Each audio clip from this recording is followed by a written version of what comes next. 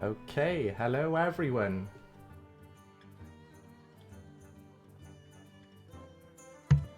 Hello, hello, hello. Achenar, are you there, my friend? Okay, we're just waiting for Achenar. You might not know. 2 seconds, I'll message him on Skype. Ricci, how's Yeah, it going, you got man? me. You got me. Cool. There we go. I had Excellent. mic muted still. Yeah, no problem. I Mic heard a muted, Kappa. keyboard for a second there, and I was like, I think he's muting. I'm not It sure. might have double tapped the button. So, but yeah, okay. So we're pretty much ready to start the head-to-head series, which I'm quite excited for. I'm like nervous but excited. So Yeah. This should be fun, man. It's been a little while since the arena community has had anything like this. We've had Lord of the Arena in the past. We've had the Keymasters series, but it's been a long time since those have been around. So, really excited to see this format coming back. yeah, and we've got some very skillful players partaking in the first match, which I'm glad they agreed to partake. So yeah, we'll just give you a bit of an introduction to the two players. So as you can see on the stream and in the title, Ttexxx and Kellen have both agreed to bring 3 classes that they have drafted on their stream and challenge each other to a best of 5.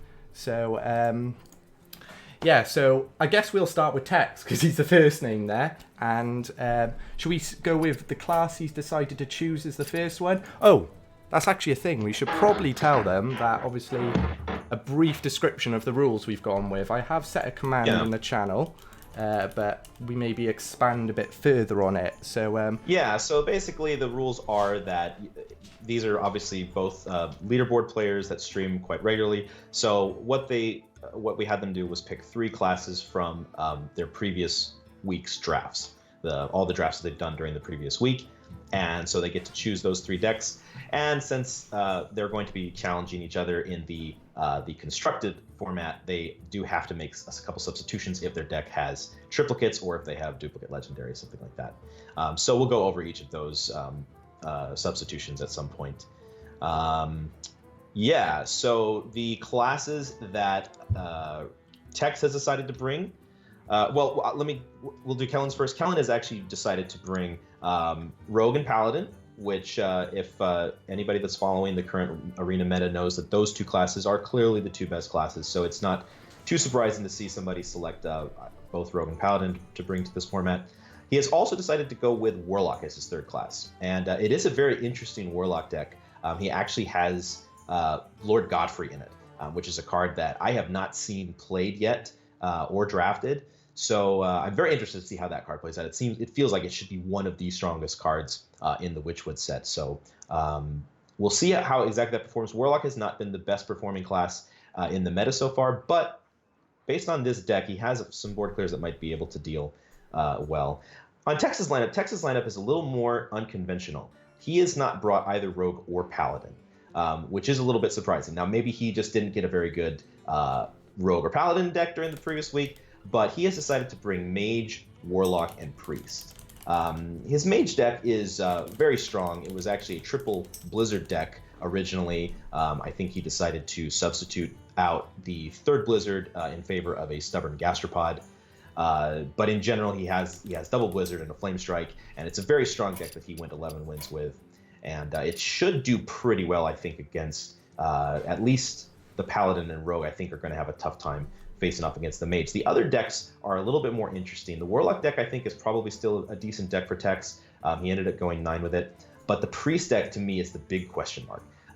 We'll look at the deck eventually here on stream, but it's a Priest deck that has some very interesting tech choices. yeah, And definitely. the main question that I have is he going to have enough stuff to play? Because sometimes, even though as Priest you are the control, you do need things to play eventually. So he has a lot of control pieces, but is he going to be able to curve out correctly and not end up with clunky hands? So I think, to me, the big question of the match is how is Ttexxx's Priest going to handle? Yeah, and they've got some definitely interesting picks, as you can see in the deck. Like, speaking about priests, and the thing is, Mossy Horror. I was surprised to see 2 of those cards actually in it. Ttexxx ended up going with like a double Mossy Horror.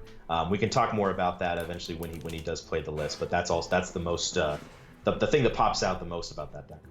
Yeah, so there's just a few questions actually in chat about what we're doing. So the decks they've drafted, basically, if they drafted 3 of the same card, they replace that, they sub in the 3rd card with a card of an equivalent tier score or lower off the Lightforge. So, for example, in Ttexxx's, in Kellen's Rogue, then, for example, he drafted 3 Banshees, and then he subbed in a, I actually can't remember the sub for that. It was a Swift Messenger. Swift Messenger, that's correct, yeah. So that's just an example of how it works, because we're doing a Challenger series, we have to stick to the rules of Constructed slightly, so we can't see any 3-ofs. So that's how we're challenging dealing with the 3-ofs challenge. In regards to what players know about each other's decks, they know nothing. So all they know is, what I said to you is, they bring 3 classes, they queue one of those classes, and then they know what their opponent's playing when they see that hero portrait. So that's quite exciting. Kind of keeps the arena formula, you know. You don't know what you're coming up against until you see the hero portrait. So we're trying to keep it a bit true to the arena style at the same essence. It's a conquest format, so basically winner will change deck list at the end of the first match, and will have to pick one of their remaining 2 decks, where the loser can choose to queue with the same list or change to the other one, and then the winner of the whole match will be basically the one who gets the first 3 wins with all their classes. So hopefully you're all going to enjoy it. It is a work in progress, so we're going to get feedback from this stream and then maybe make some adjustments for the next one, but I feel like we might be ready to get into the first one. What do you say? Let's do it, man. Okay, so we're just going to get the players to queue in now, and then we're going to join them.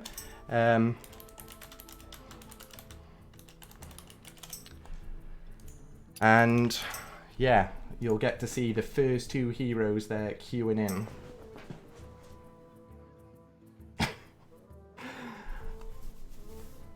And remind me one more time, you are spectating... So I'm going to jump into Kellen first of all. Okay. Right. And then following the text to get, just because of the layout of the stream. Sounds good. So at the moment they're just queuing. I think they're basically moving in. Once I get that spectate button, I'll jump in. And yeah, we're just literally waiting for them. They are holding off in the challenge one. And yeah, I'll be interested to see what each of them lead off with here. I would expect... Well, we'll find out in just a moment here, but you would think that they would want to lead with their strongest deck. Try to get an early win.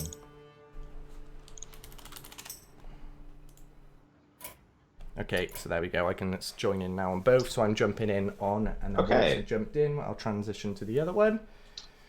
So it would appear that Ttexxx has decided actually to lead with his Warlock deck, and Kellen is going with the Paladin deck. So I would expect, yeah, we'll see once you've got, let me know once you've got things on stream. My blade burns with holy fire. So yeah, I've got them both up and ready to roll. Okay. Yeah, so we can see the mulligan ever so slightly for the other player. This is something we're going to try and work around in the future, but at the moment we've got it. So yeah. So what did you say? That Ttexxx. Yeah, I was going to say. So yeah, Ttexxx decided to go with his Warlock. I would expect him to probably keep the Grunt and the Tar Creeper here. Probably okay to toss the 4-drop. I think he probably has enough other good 4s in there where he wants to pick up a 3, but yeah, he does do that. Kellen decides to go stick with the Egg Napper, which I agree with. He also decides to stick with the Dark Iron Dwarf. So we'll see here. Let me just sort of remind myself on Ttexxx's deck list here. So Ttexxx's Warlock, he ended up going with let's see. You have the deck list on stream? Yeah, I've just transferred the deck list for everyone to see on the stream. So okay. Was there something in particular you were thinking about Ttexxx's Warlock? Yeah, so the interesting parts of Ttexxx's Warlock is that early on he picked double Twisting Nether. That's going to be the key to watch here, is how is he able to utilize the Twisting Nethers. He passed over Hellfire or a Soulfire for the first Twisting Nether, and then he passed over either a Plated Beetle or a Witchwood Grizzly for the second, and those were both the 4th and 5th picks. So it was very early on that he was heavily leaning toward the Nether, so he obviously favors that sort of a board clear in this meta. So we'll be interested to see how that plays out. It looks like Kellen's going to equip the Maul here, and it looks like he's going to be grabbing the board here early on. And yeah, be in a fairly favorable position to start. Yeah, it's very nice to have a weapon and a minion on the board this early on. Yep. He also has flexibility for the turns coming up. He's going to be obviously be wary about Defile. Defile is the most common card seen in Warlock decks currently, so that is going to be the card that's probably going to dictate his plays the most.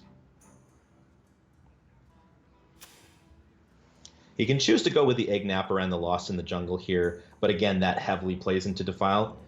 He may say, well, I have to just go for it. I might also go for the Dark Iron and fully clear there. That might be my line, just because I would be think very, I very prefer wary that about line. clear. I do think I prefer that line because the 4/4 body is going to be something that's a little bit trickier for the Warlock to deal with. Exactly. But if he doesn't have the board clear, if he doesn't have the Defile, which it turns out he does not, then this play may end up getting more rewarded. The other card to worry about with the coin is going to be Despicable Dreadlord. Now, Ttexxx does not actually have a Dreadlord in his deck, but this plays heavily into the Dreadlord, so I would have much preferred to see the Dark Iron line there. And the thing is, Defile is got a very high percentage to be in Warlock decks. You know, I can't remember off the top of my head without doing a quick search. It is the most common card at the moment, I'm pretty sure, even with the recent changes to... surprising stat there, 72% of decks have at least one Defile. So, Defile is the primary card to play around, especially as a Paladin. But obviously, you know, the fact that he is not playing anything super quick here is going to be a pretty clear tell to Kellen that he does not have either a Defile or a Dreadlord, and he's going to feel pretty nice about that. He's going to think, well, I'm in a very good position here. I don't really have to fear any AoE at least until turn 8. We'll have to see exactly how much he's going to play around a potential Nether, because that is the one card here. He does have a Steed in hand, and of course Nether doesn't quite deal with Steed as well as you'd like compared to a card like Psychic Scream, but Nether obviously is going to be very powerful. The interesting part about Kellen's Paladin is the way that he drafted this was very interesting also. Early on, he actually went with double Equality and double Vine Cleaver, and they were very, very early in the draft. And that was interesting to me. We can maybe ask him about it later, but something, you know, in the way that Paladins have been drafting, you see a lot of Vine Cleavers and a lot of Silver Swords offered. And I tend to try to make sure that I'm not picking too many of those early on, just to leave myself a little more flexibility later in the draft. But he decided to go with both of those very early, and he was really, really centering his play around the Equality. So he actually hasn't drawn any here. The Equality here would be pretty nice. He does draw the Vine Cleaver.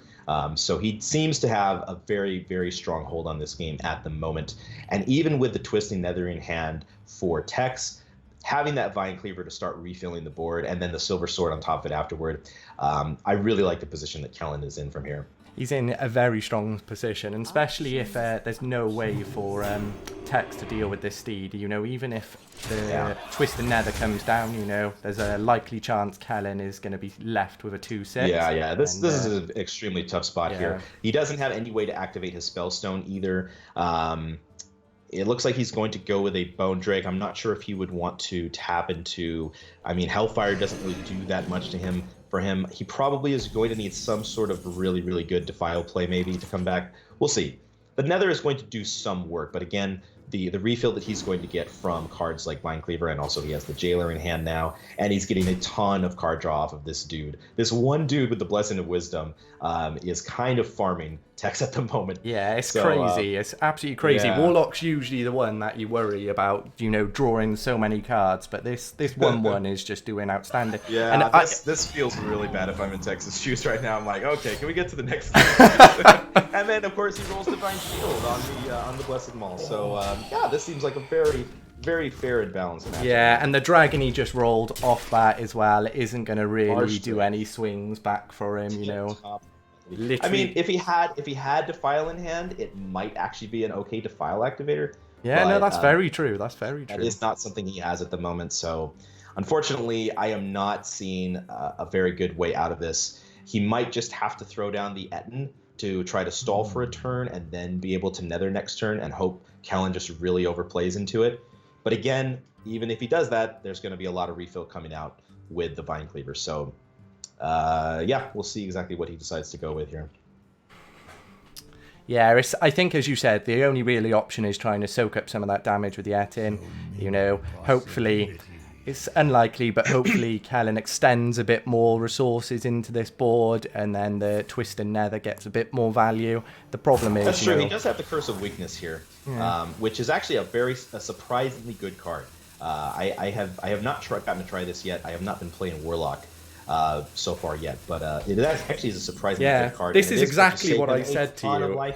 Yeah, it's exactly like he's just frosting over the board, giving himself another turn, And it's interesting because the Curse of Weakness does keep track of negative numbers. Even though the minions only show as 0 on the board, it actually does count as negative something. So even if he buffs the minions with the Silver Sword, they're still going to be 0 attack if he's debuffed them enough. So here we see the Twisted Nether come out. I think he was kind of forced into doing that, but unfortunately the way that Kellen has a hand that he can just refill the board with and swing the sword one more time. I thought that the Warlock deck here might have a chance if he was able to draw into the board clears, but unfortunately he hasn't been able to dig for the Defile or the Hellfire or even the second Nether, and if one of those is not going to come up here pretty soon. The Ooze is a nice draw, but unfortunately there's so much board presence at the moment, I don't think he actually has a way to avoid the lethal here. I guess he could play the Etin on top with the Ooze. That seems like the only line to stay alive, unless there's some sort of Spellstone line. I think the Spellstone only heals for 3 currently.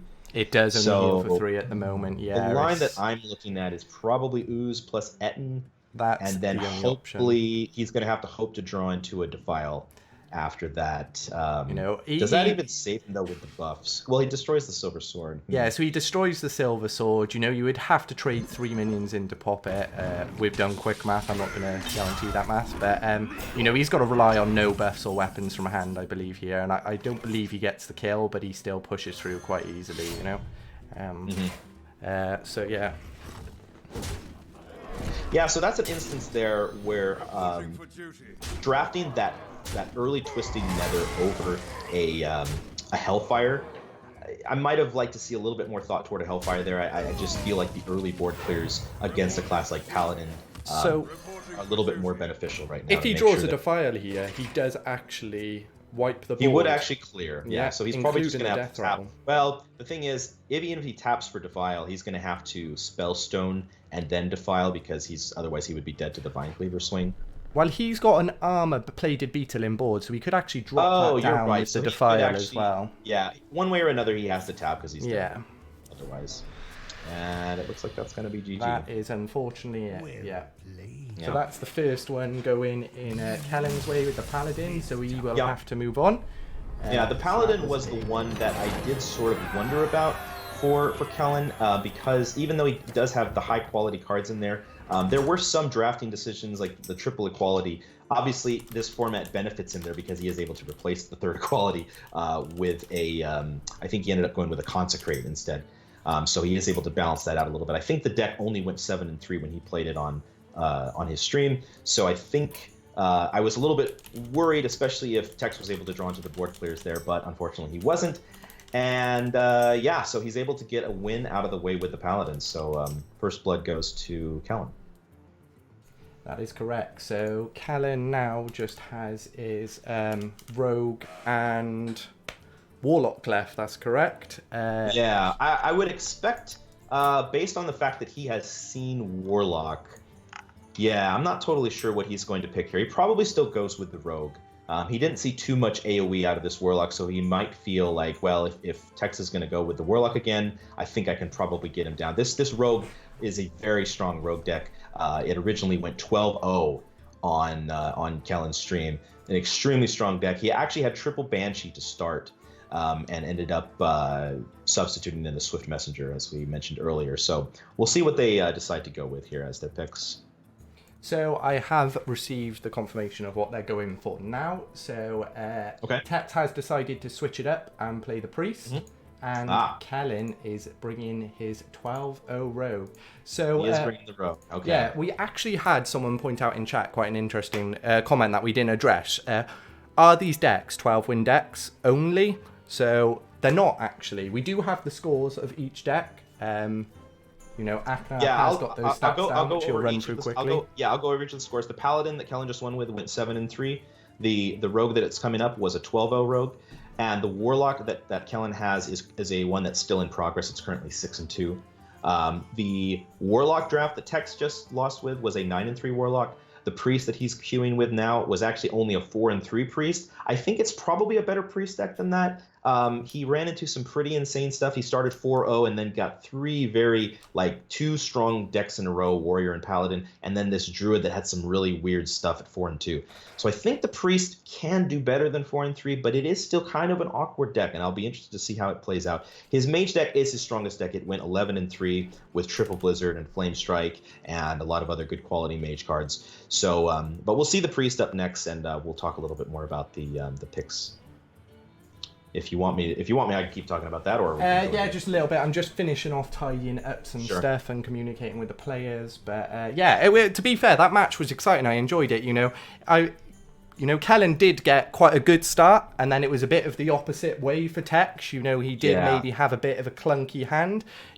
But when we looked at both of these players' drafts, I thought both of them did draft quite high costing decks, and I thought both of them at some point might have that situation, but obviously the Paladins already got the win, so we're not going to be seeing that again today. But with Ttexxx, hopefully it'll go a different way next time, and we'll see. Yeah, and that's one of the reasons that Warlock is struggling a bit in the current meta, is that it needs those tools like Defile. It has to have Defiles, it has to have Hellfires, Shadow Flames, and it has to draw Despicable Dreadlord. That would have been an amazing card. Unfortunately, he didn't have it in this deck. So those are the cards that you have to have if you're going to succeed in a meta that is dominated by Paladins. And while Ttexxx did have some of those, he just wasn't able to draw them. So we'll have to see how he's able to do with the Priest deck. The interesting thing about the Priest deck to me was actually the double Mossy Horror. This is a card, for those that aren't familiar with it, it's a 6-mana 2/7 that basically casts Shadow Word Horror. It destroys all other minions that are 2 or less attack. And when I first saw this card unveiled before the expansion, I actually thought it was going to be a pretty good card. I think it's probably a little bit, I've overrated it maybe a little bit, because it is 6 mana, whereas the Shadow Word Horror was 4 mana, and the 6 mana ends up being a little bit too clunky in some situations. It can also go off sometimes. It can absolutely be amazing. I've had it in one deck where I've cleared a complete Shaman board full of totems, and it just feels so good. Other times, though, it's a 6 mana card that's just kind of sitting in your hand, and you're trying to figure out what to do with it. So the players have queued, so we're going to transition into the second game now. Yep. So here in the mulligan here, I would expect Ttexxx to keep both the 3 and the 4. He actually doesn't have too many curve drops, and that's the one part of this deck that I'm a little bit worried about, but he is hitting it here, so I would imagine he's going to throw the Horror and keep the Frost Rider and the Monk. It looks like Ttexxx has a couple of his 4s in the opening hand. He probably keeps the Basilisk. He might keep the Phoenix, but I would expect him to probably just keep the Basilisk. So he's actually kept the Phoenix and Banshee, which I actually really like on Coin, Okay. He's going for, the aggression if he wants to, but at the same time, the reaction with the Phoenix. He does have the 2 Shadow Blades as well. Yeah, this is maybe the best case scenario here for Ttexxx. He has absolutely hit his curve. He's going to be able to go 2, 3, 4, which is the big question mark with this deck. All the rest of his deck is going to be good answers to what the Rogue is putting out. He's got a double Shadow Word Death to deal with big boys. He's got a double Shadow Madness. He's got a Holy Nova, and even the Mossy Horror can probably do some work. He's got a Psychic Stream. He's got a Mind Control. He's got all the good Priest things. He just needed to hit his curve, and it looks like he's doing that. So Ttexxx, I'm feeling, is actually in a decent position at the moment. Yeah, so, it's obviously very early stages to see how this game's going to go, but, they've both got a bit more of an equal start, it feels like, so hopefully especially with the double Shadow Blade draw. Like, this is, the hand is just a little bit on the clunky side, and, this is the big question mark to me, because if somehow Ttexxx can sneak through a win with the Priest deck, I think then the match is completely up in the air. To me, the Priest deck was probably the biggest question mark. So he does have a good answer here for the 4-drop with the Eviscerate. Yeah, it was. And now he's got this Patient Assassin. So it's probably going to be, I wonder if Ttexxx even wants to use. He probably is not going to use a Spirit Lash here. He's probably going to say, I'll just give him the Scale Worm probably. He might be worried about some sort of Perdition's Blade shenanigans maybe, but. You know, he did just use the coin, so it's a little bit harder for him to combo stuff. I'm sure he really doesn't want to play the monk if he can help it, but we'll have to see what he decides to play into the assassin here.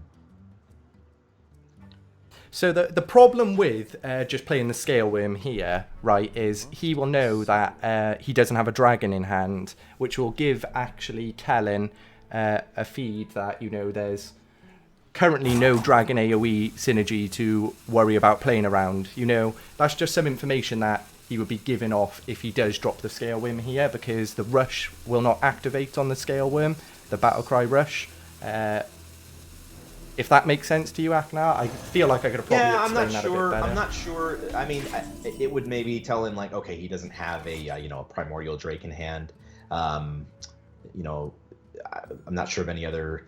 Dustbreaker was the one I was more thinking of. That would require 2 dragons, but by this one not activating, he would know for a fact he doesn't have one dragon. That's obviously a fair point. See, I don't play enough priest. I don't play enough priest to remember these things. Yeah. But yeah, he actually decides to go with the basilisk in that situation. And I think that's the play I would have actually done, not just because of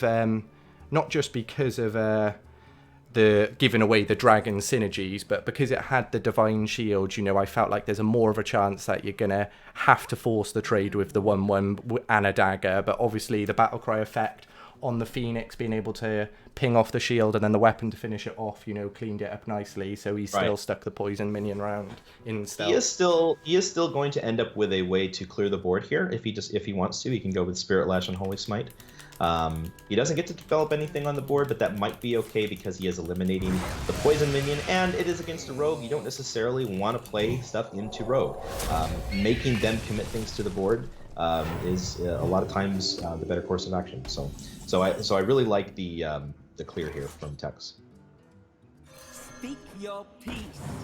So now we get to see one of these Banshees down. So originally in this deck, he did draft 3 of these Banshees, and he actually subbed out one of the Banshees, so he is only with 2 of them. But these can do a lot of work, you know. They can be very aggressive cards. And it's such a strong minion in Rogue, a strong minion. And Ttexxx does top deck sort of an answer to it here. I would expect to see him play the Holy Fire here just to make sure he's not getting hit for 5 this turn.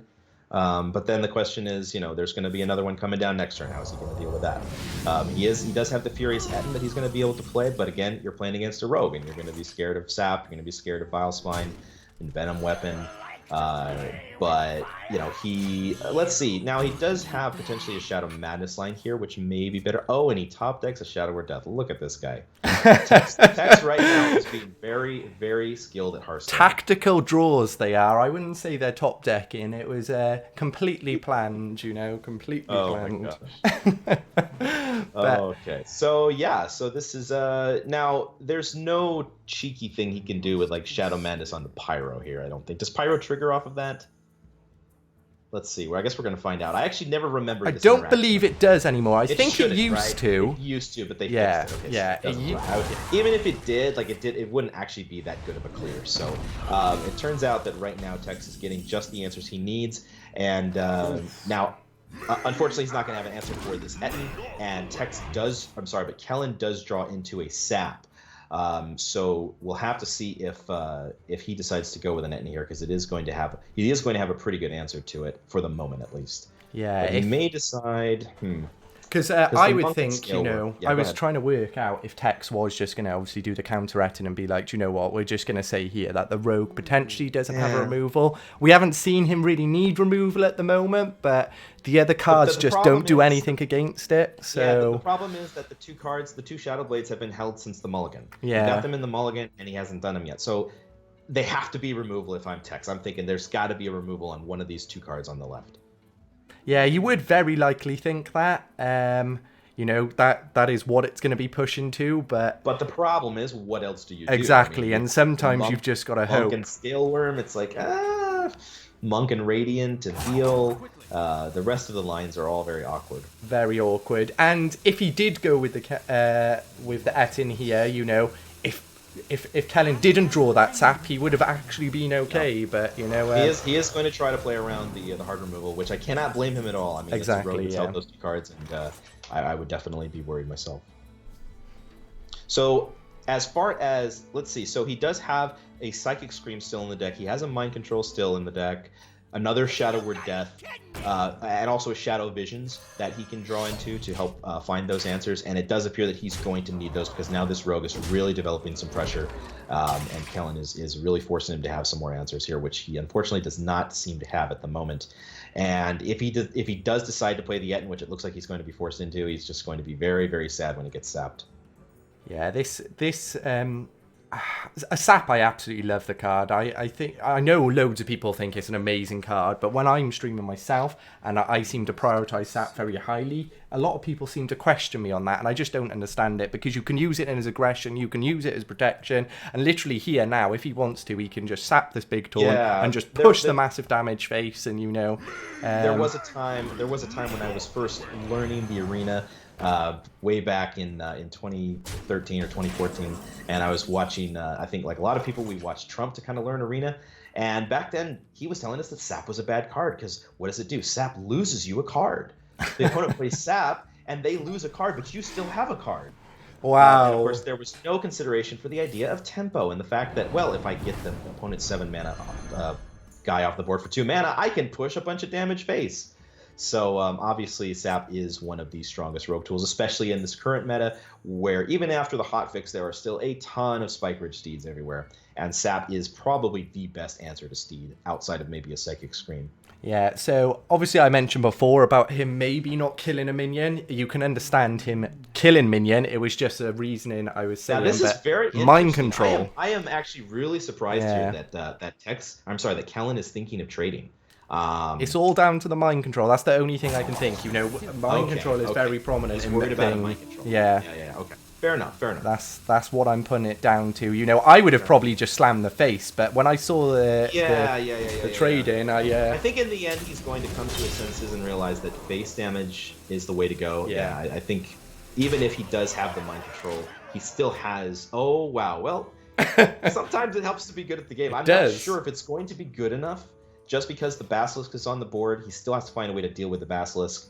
And the Venture Co. Does he take the Venture Co? No, because he's not actually going to take either one. He's going to. This is interesting. This is very interesting. Well, isn't he dead to this line though? He has to. Okay, he trades in the Monk and then he can heal. Yeah, so he would double trade and he would. Yeah, I don't like this. Because I think you just mind control the taunt, you then double trade into 7/9, you just accept the Basilisk is going to kill the mind controlled minion you just had, Because this is unfortunately going to be a lethal line here because he has the second Shadow Blade in hand. Yeah. Interesting. So I guess with this line, he's thinking, if I mind control here, like I'm not developing anything onto the board. Maybe he's thinking he can get some sort of answer out of Oracle, like he gets to trade in the Oracle next turn, and maybe there's some better answer that he gets. He's been in a tough spot. Yeah. Thinking about it, he could have actually double traded the taunt and then mind controlled the 7/6. There's nothing stopping that as well. But then that's fair. So I'm not sure what happened there. If he just did he have a disconnect there? No, he played the Oracle. I don't think so, and he left it till the last minute to play. I'm not sure. Had to play the Etten there. Maybe he wasn't happy with his play, and he just had a moment there to. Yeah. We'll have to ask him what was the reasoning there for not MCing. I'm not sure. Maybe he just felt like the game was already had slipped far enough away, but. Yeah, it felt like you did need to go for the MC there somehow, and then maybe get something like another Shadow Word Death next turn to deal with the big guy. But I think it probably would have still been lethal because of the Shadow Blade, right? If he MCs, well, no, because he kills off the Basilisk, right? Yeah, he would literally. So you mind control and then you kill off the Basilisk, and then he has to throw in the 7 mana card. So then he's left with a 7/2 and a Shadow Blade. Then he could top deck a Nova or a Death. Yeah, it seemed like the mind control tech line, or I'm sorry, the mind control line. There's a Freudian slip, mind control tech. You can tell that card's always on the back of my mind.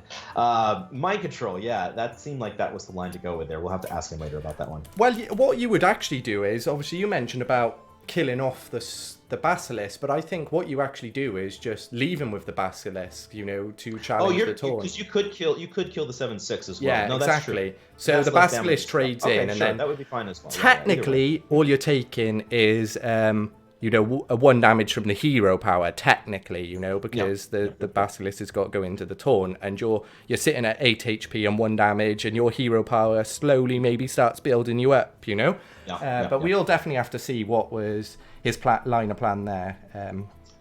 So now Kellen is going to be down to his Warlock. He is up 2-0, and he is very close to closing out the series. The Warlock deck we had kind of a last-minute submission with the Warlock deck, so I haven't looked at it too closely yet, but it does feel like a strong Warlock deck. He has a single copy of Defile. He has a Despicable Dreadlord. He has a Shadow Flame. He has a Doomguard. He has double Feeding Time. He also has a Possessed Lackey that can pull the Doomguard. It can pull a Dreadlord. It can also pull a Pit Lord. No Spellstones, but the key card at the end of the draft is Lord Godfrey. Like we talked about earlier, Lord Godfrey is the 7-mana 4/4 Warlock card that when you battle cry is deal 2 damage to all other minions. If any of them die, repeat this battle cry. So it doesn't deal damage to itself, and it just basically does a 2 damage Defile to everything else on the board. This is probably one of the strongest cards in the entire Witchwood set. We just don't see it because it's a legendary. And I don't know that it is I haven't been paying attention to Constructed. I'm not sure if it's in Constructed decks at the moment, because Defile is still a good enough card at 2 mana that you don't necessarily have to put in Godfrey, but maybe there are some decks out there running it. So yeah, I'll be interested to see how this plays out. Do we know what Ttexxx is going to be queuing with? So yeah, Ttexxx has just got back to me. He is switching to his 3rd class, which is the Mage, so we get to see all of his classes at the very least. But I think the Mage is the strongest deck for sure. The highlights of the deck, it was originally a triple Blizzard deck, as we said before, which he substituted in a Gastropod just to get an extra early game minion. He has a Flame Strike. He has a not too many other crazy Mage cards per se. There's no Pyroblast, there's no Fireball or Polymorph, but he does have double Basilisk. He's got a double Arcane Intellect, which I really like. It's actually a very solid card right now to kind of... There are certain matchups where you do need value, and that may be one of these games against Kellen's Warlock. So those cards will probably be pretty good in his deck. He has double Gilnean Royal Guard as well. This is kind of a bit of a controversial card. There are some people that really love it. There are others that are not so hot on it. It can be an awkward card at times because there are turns where you really want it to be an 8/3, but it's a 3/8. Why are you a 3/8 this turn? But there are times when it absolutely wins you the game because you didn't have any other way to deal with the Lich King that the guy put down. Exactly. So yeah, we'll have to see how this plays out. I'm really excited to see this Mage. You know, I believe he went 11 with this deck. You know, and when I first looked at the list, I was like a bit like, this is a heavy hitter. If Ttexxx is going to pull off the reverse sweep here, this is the best deck I think to get that ball rolling. Yeah, exactly. You know, and once you get that first win on the board, you know, it gives you confidence with the other decks you've just played. You know. And then if you manage to grab the second win, it's back on neutral ground. You know, it's winner takes all. Which is why I was a little bit surprised that he didn't lead with this deck, just because I think it also matches up extremely well against both the Rogue and the Paladin. It may not necessarily be favored against those. I'm not totally sure about that, but it seems like it would have been probably the best deck to counter those. Maybe the Warlock would have a close time as well. Yeah. Obviously, going in blind, not knowing what you're coming up against. But he wanted to do a bit of research. You know? Yeah, who knows? The percentages to me would say that at least I'm going to see a Paladin or a Rogue to start out. The chances are those are the 2 best classes right now, and it's very likely that my opponent is going to bring one of those. Even though I didn't, I would just be playing the odds there. But that's just me. So we'll see how it plays out. Yeah, well, we can ask all these questions after. You know, why they decided to pick this class, why they decided to change. You know. Maybe particular moves as well and particular picks in the draft. Because, you know, this Mage deck could have also had a Pyroblast for Reach, didn't it? I think it was the final pick or somewhere along near the end. Let me look at the notes again here. He had a chance to pick... Yeah, he ended up going with the 3rd Blizzard over either a Hildner Frostrider or a Pyroblast. I think it ended up being an okay pick, even though both Hildner and Pyroblast would have been just fine. Pyroblast I've been finding to be extremely strong in Mage right now. It's always been a very strong Mage card, but there seem to be a lot of these games now where you do get tons of blizzards and flame strikes, but sometimes you just need that extra damage to close out the game. But the 3 blizzards worked out very well for him. Obviously, in this format, he doesn't have that, so he had to sub in something. I'm not sure what the tier score is for Pyroblast, if it's higher than Blizzard or not. It's probably lower than Blizzard, I would imagine. Probably, if I had to guess, because the Blizzard, is, as you mentioned, is very versatile. You can just freeze the board and go face. You can remove the board. As you mentioned with the triple Blizzards as well, you can just chain them together and just ignore boards, you know. So it can be the pressure that Pyroblast puts on sometimes as well. So if you want, we can probably move into the match. Yeah, we'll get them queuing now. And I think I've got everything set up. I haven't believe I've made a mistake yet. So we'll see how it goes here.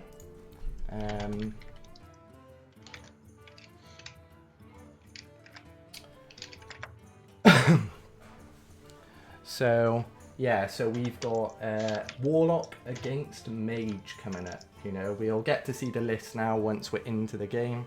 And yeah, really, I'd like to see the Mage take this. This is not just favoritism. This is just, I just want to see more games being played. You know, it would be really nice to see the Mage take a win here. Yeah, and we really want to see Ttexxx be able to get one on the board here, and I think this is probably the best chance for him to do so. Yeah, and well, the Warlock, even though it does have the legendary Lord Godfrey, you know, Warlock is one of the weaker classes at the moment in the tiers. You know, it is towards the bottom, and you know, Mage is a bit on the opposite end. Go ahead. Yep. Yeah. Mage has come down slightly, I think, since the hotfix. I think it's maybe getting a little bit less of its key cards compared to Paladin and Rogue, but I think Warlock. Let's see what the current win rates for Warlock. Warlock is actually 7th at the moment at 47.6%. So it tends to have a tougher time against the top tier classes for sure. Yeah, I was a little bit surprised to see both of the players bring Warlock, but you know, I'm a big fan of Warlock, even though it's not the strongest at the moment. So I am excited to see it. So yeah, we've got the players coming in now, so we'll transition over to the mulligan for both of these players.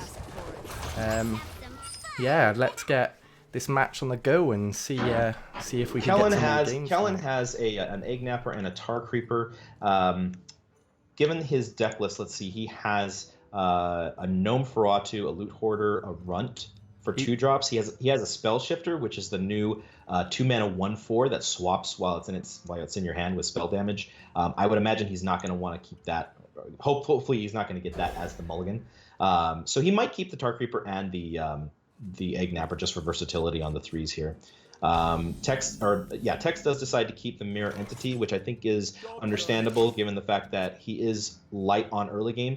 He does end up top decking one of his 2 drops. He has the Amani Berserker and Ice Walker and Gastropod for the 2 drops. So he actually chooses not to go coin 2s, which is interesting. So I guess he feels that he doesn't have to put the early pressure on here, but it'll be interesting to see. What do you think here? Which one of these guys is the aggro and which one's the control? It's a bit tough to say. If I had to say based purely on the list as a quick look, I would go with the Warlock is the more aggressive one. Is the one who should be the more aggressive one. But yeah, the thing is, obviously, early curve, I guess. Right? Exactly. But the Mage does have obviously a lot of ways to deal with that early aggression. So or to remove that early aggression that develops. So I think we might see quite a potential grind here, depending how things go. You know, so I'm really hoping that. And just to give a quick refresher, I see some people asking in chat about the format here. Just to give a quick refresher, this is these decks were drafted originally in Arena, so they are Arena decks that both of these players have played on their streams, and they have imported them into the constructed game mode, and we have made appropriate substitutions for cards that were, triplicates or duplicate legendaries or so forth. So these were originally Arena decks, and they are using them in sort of the Conquest constructed format that you're used to seeing. So that is the format at the moment. Currently, Kellen is leading 2 games to nothing. So we're trying. Ttexxx is trying to get on the board here and avoid the sweep. Nesting Rock is a little bit of a tricky minion here to deal with. He is going to be able to probably play a Scalebane He's not going to play the Scalebane. He's actually going to... Oh, he does have the Ice Walker on board. I forgot there's an Ice Walker. Yeah, so he can freeze that and play the Basilisk. Which is a really good way. It's like technically a delayed removal, but, you know, if there's no answer, you know, it's pretty much just removing this minion, shutting out the turn and removing the minion. So I do like this line of play. And as you can see, Kellen was unable to deal with it. So...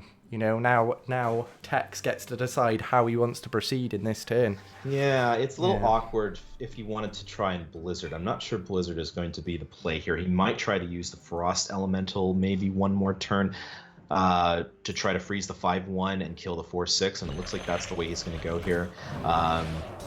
Yeah, the Blizzard is a little bit awkward at the moment with the Cursed Disciple, so I do like this line a little bit better.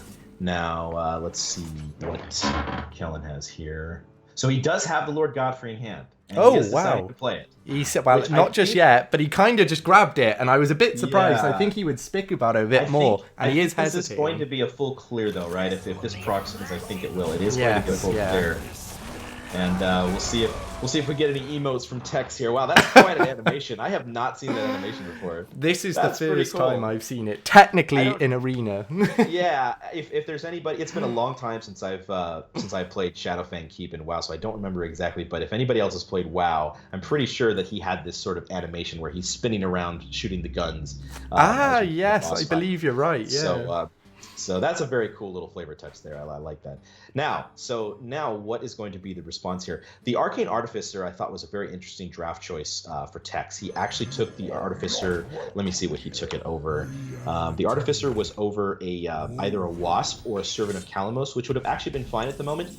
But given where he was with the Triple Blizzard and the Flame Strike, I thought it was a very strong pick to kind of solidify and give him a little more survivability.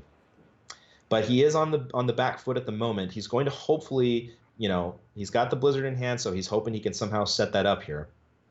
So Kellen seems to be very undecided how he wants to move forward with this turn. He first of all went for the Geist, and then he switched to the Doomguard, and then the Drain Soul, and now the Feeding Time. Yeah. So, you know, he's given away potentially some idea of what cards he has in his hand by being indecisive. You know, I'm not fully confident with the play I would go, but... my first instinct was actually to use the Geist, and I can't remember what I was going to say now. I think this is what he made the mistake. I think he had thinking he had the mana for the Geist and the Drain Soul, but didn't. So he could have traded in and Geisted Drain Soul, but then he obviously has decided to switch it up. Okay. That looks very good. Okay, the spell damage on the Soulfire. Yeah. Okay, I did not see that line. No, nor me. This is definitely the best line of play based on his hand, I would feel. And it also plays. It does not play too hard into either Flame Strike or Blizzard, so he's ends up with a very, very strong play there. No, yeah, so now he's going to be able. Now he's going to be able to Feeding Time, and somehow. So the double intellect is nice to have. He's obviously going to need those here because he is running low. Ttexxx is starting to run low on cards. Blizzard is still. It's not that great on this board, but he might feel he's probably going to lead with an intellect and see what he draws into. He might, you know, maybe decide to play Blizzard and Basilisk. I could also see that line as well. I'm not sure he would want to play the Entity. So obviously, if he could see his hand, he would definitely not play Entity. So he is going to decide to lead with the card draw, it looks like. Yeah, as you say, this is not really a threatening board to go dropping down your Blizzard. You know, originally this deck had 3, so he would maybe have been a bit okay with dropping it. But knowing now it only has got 2, he might want to be a bit more resourceful with it and not having the second one in hand. You know, you could draw, and then if you draw... you're more AoE, you could then consider using the Blizzard, but I think holding off on the Blizzard is definitely the right call. And he's only putting 5 power. Yeah, he's not really threatening much damage at all. So here, so I could see something along the lines of either just a Bonfire Elemental, or he may potentially draw more and then play a Mirror Entity. Hopefully, get the opponent to play into the AoE a little bit more, and it looks like that's the line he's going to go with. So now he does have the Royal Guard in hand. It is going to be an 8/3 next turn. It is a bit counter here by the 1/7. Now I don't think he's drawn his Pit Lord yet. I think Kellen still has the Pit Lord in his deck, which would be summoned by the yes, Lackey. that's correct. And I believe that is the only demon. He's got the Chitter and Tunneler, but that is a beast. Yeah, so it will in fact draw him a Pit Lord and not take the damage as well. Yeah. So now we're getting to a spot here where this is starting to be a little bit more pressure. So now he's going to see them play the Blizzard. Unfortunately, it's going to pull that Pit Lord. I think he was hoping that, well, hopefully doesn't pull anything here, but this is not good here because now the Pit Lord is not frozen, and he's going to be facing down another 5 damage here. It looks like maybe he's going to go for the Keysmith to try to get something like maybe, I'm not sure what secret would do well for him here. Probably a Vaporize would probably be the best choice.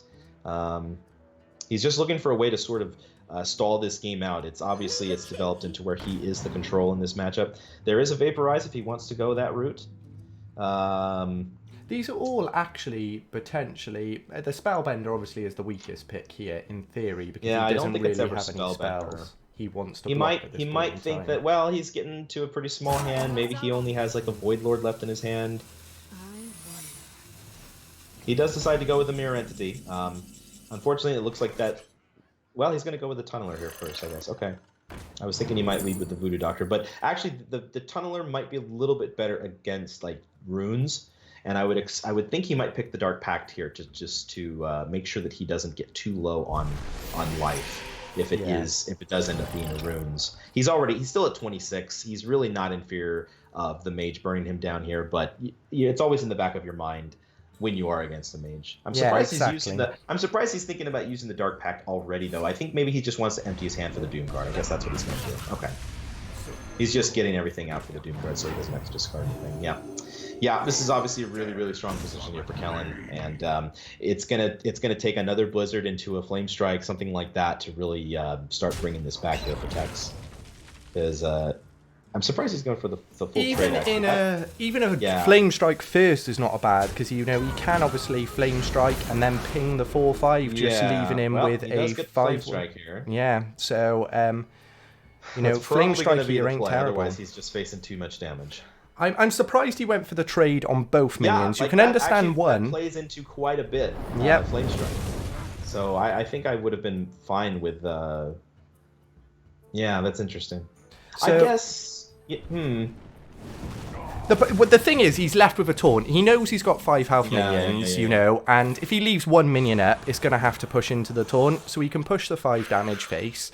He knows if he Flame Strikes, he's going to have multiple targets to ping, so I think cashing in the 5 damage there, might be a better line, especially when you have no cards in hand. If you had a bit of resources in hand... Yeah. Okay, I mean, this is a reasonable position now. He can ping the 4/1, he can Frostbolt the 3/3, and then probably play... He could go for the Kodo if he wants to try and see if he can snipe the 2/4. I might think about doing like the Bonfire just to put a little bit something more pressure on the board, because next turn you can like ping the 1/1 if you have to, and then Kodo. But this line is also... This is okay. I think I might have preferred to see the Bond... Oh, he decides not to Frostbolt there. That's really interesting. So he just wants to get something down to be able to deal with a big boy. And he wants to save the Frostbolt for later on. He doesn't want to use all his resources too soon. I know he's got a Bone Mare and the... The problem is just... Oh, and he draws the Blizzard. Well, that's really good. Maybe it's not that good in this case. I'm just thinking that he's dealing... that's another 5 damage that he's facing down if he doesn't take that 3/3 off the board. I think I would have felt a little more pressure to get rid of that 3/3 just to save my face damage, because now Kellen is actually a little bit close to... He is a Warlock and he can keep tapping, but he is pretty low on cards. I feel like if I can just keep my face alive... But again, Warlock is not one of those classes that does have a ton of burn, right? It does have the Doom Guards, but outside of that, it's not really going to be rushing down. So maybe that was the correct line. Maybe taking that extra 3 was reasonable in that spot. Yeah, as you say, it is actually, it is only 3 damage taking extra, and the Frostbolt is quite versatile. You can use it as a removal, or you can use it to freeze out a big minion for a turn while you develop minions to challenge that minion. So I think holding the Frostbolt there is fine. This is a spot here where Gilnean Royal Guard probably is going to be the play. The only thing that's going to be, on Ttexx's mind is Hellfire. and we do see that there is a Shadow Flame in Kellen's hand. He can't currently trigger it, but based on you have the deck list, I think. What else does he have left in his deck that he would be able to combo with the Shadow Flame? So remaining in his list at the moment, it's actually very low on cards. Only has 5 cards. Yeah, he has actually got 5 cards left. Defile, Gnome, Dragon Slayer.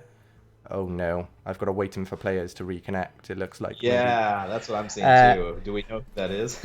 No, I'll try and message now. One of them. It's probably Ttexxx. Ttexxx has not really done anything yet here. That would be really unfortunate because it does feel like Ttexxx is right on the threshold of stabilizing this game. If he can, dodge the any sort of a Shadow Flame combo. So. Okay, well, we'll wait and see. It does saying it's waiting for the player to reconnect. So this is the new reconnect feature that Blizzard has actually implemented. This is my first time actually seeing it, so it's quite interesting. Supposedly, we should just be able to pick up where we left off, and it'll just wait. Yeah, that's my understanding. So hopefully we'll get them back on. We are going to wait for a minute. We've got the deck list up just to monitor the cards, but as I was saying, basically... he's got the Dragon Slayer left. He's got the Shadow Bolt. He's got the feeding I just got a Ttexxx has gone offline. So okay, looks like we are having some connection issues with Mr. Ttexxx. I see he's still online on Skype. Let me see if I can message him. Yeah, I mean, because he's had a very, very nice set of top decks here, drawing the Flame Strike, drawing the second Blizzard. So he has, and I'm not sure if it would have been, it probably would have been a little better for Kellen to push 5 with that Doom Guard. The trade into that 2/2, I'm not exactly sure what he was trying to play around there. I think he was probably okay to push the extra 5 damage and not have to worry about Flame Strike. If the opponent did have Flame Strike there, I think he probably plays into it more by trading, and he misses the 5 damage. So yeah, so we will ask what went through his mind on that particular turn. Over the couple of turns to follow, that 5 damage actually might make the difference. Because. Now, it may have prompted a different line from Ttexxx. He may have felt like he needed to use the Frostbolt sooner on the 3/3. He would have been much lower on life. Exactly, yeah. But, we'll see. But we'll see how it goes. Hopefully, Ttexxx will be back with us shortly, and it'll just pick up exactly where it left off, I believe. I'm not fully sure how the rope works. I think they get a certain amount of time before the rope appears. It's just not an insta rope. But I should really probably research this. Yeah, Ttexxx actually could have picked a 4th Blizzard, but that was the 26th pick in the draft. But he decided to go with a Basilisk at that point. I think that was correct. Multiple Blizzards do kind of get better the more there are because you can kind of chain them together. But at that point, he was really lacking on 3 drops, and of course, Basilisk is a premium card at any point in the game. So I really did like that pick there. Some of the other interesting picks, he did go with a Frostbolt over a Kirin Tor early on, even though I think he did have a Mirror Entity at the time. That was actually the only pick in the draft with Ttexxx that I did disagree with. His 12th pick was between Mirror Entity and Argent Squire, and he had very, very little early game at that point. And he decided to go with the Mirror Entity at the point. Maybe he was thinking he would go for some Secret Synergy. I tend to Argent Squire has been one of my favorite arena cards, and I in Mage, from what I've seen so far, the mages that I've played, it is pretty crucial in this meta to make sure that you're getting on board. You do want to make sure, even if you are more of a controlling mage that does have triple Blizzard and Flame Strike, getting an early curve is still pretty crucial to making sure that you can deal with Paladins, because letting Paladins snowball too hard in the early game, oftentimes Blizzard and Flame Strike cannot bring you back. So I think I would have liked to see the Argent Squire there, especially with the lack of early game that he had at the time. He ended up going with, like we said, the 3rd Blizzard over either the Hildnir Frost Rider or Pyroblast. Again, Pyroblast has been one of those great finishing cards. I've seen some people have success even with double Pyroblast. It is a very good card in this meta. And it just, even if you don't have a burn mage that has multiple fireballs or multiple frostbolts, if you build the deck in the right way where you have enough early curve and you're able to snowball that curve with cards like Cobalt Scalebane and Fungalmancer, then you're able to push that chip damage to where they're in Pyroblast range. He did decide on the 25th pick to take a Bone Mare over a Fireball. I thought that was also an okay pick. Bone Mare is another one of those snowball cards that is very good for capitalizing for when you do get that board. I was a little bit unsure on that pick myself, because yes, Bone Mare is a good card. It can be something that escalates a situation or even saves you in a situation. But I feel like Fireball does that as well. You know, it can be a game winner, it can be removable, it's a bit more flexible because the mana cost, you know, it doesn't need a condition to be used, like such as a minion on the board, you know, where Bone Mare does. Obviously, the thing that stops it is the anti-spell magic or, you know, for example, counter spells. But you know, Bone Mare can be harder to land, and you know, I think in my situation I would have favoured the Fireball on that particular pick, but the Bone Mare is certainly not a wrong pick. You know, it's a very close pick, so Yeah. I can't really fault him for that. The last pick was a Lone Champion over a Conjurer, the 4-mana 2/6 that gives you a mirror image. I have really been liking Conjurer. Conjurer is again one of those cards that just it kind of keeps the rogues and the paladins from making the efficient trades that they want to control the board, putting out that extra mirror image. But a Lone Champ, I can't really fault him for either. He was still pretty low on 3-drops at that point, and Lone Champ is a great card for getting you back there. So those were the notes that I had for the mage draft. We're still waiting on Ttexxx here. I'm not sure how long you want to wait on this before we make any sort of decision. Yeah, I don't know. It's Kellen said he's okay to hold for the minute. We haven't agreed on a time yet at the moment. Obviously, if we don't leave the match, then Ttexxx would just jump back in. So that's the hope. Ideally, I wouldn't like to, obviously, because it's kind of a friendly match at the moment. I wouldn't like to just end it there and give the win to Kellen if he comes back. But obviously, if Ttexxx doesn't come back, then it would be a win for Kellen. You know, and if we do just go for a little break, maybe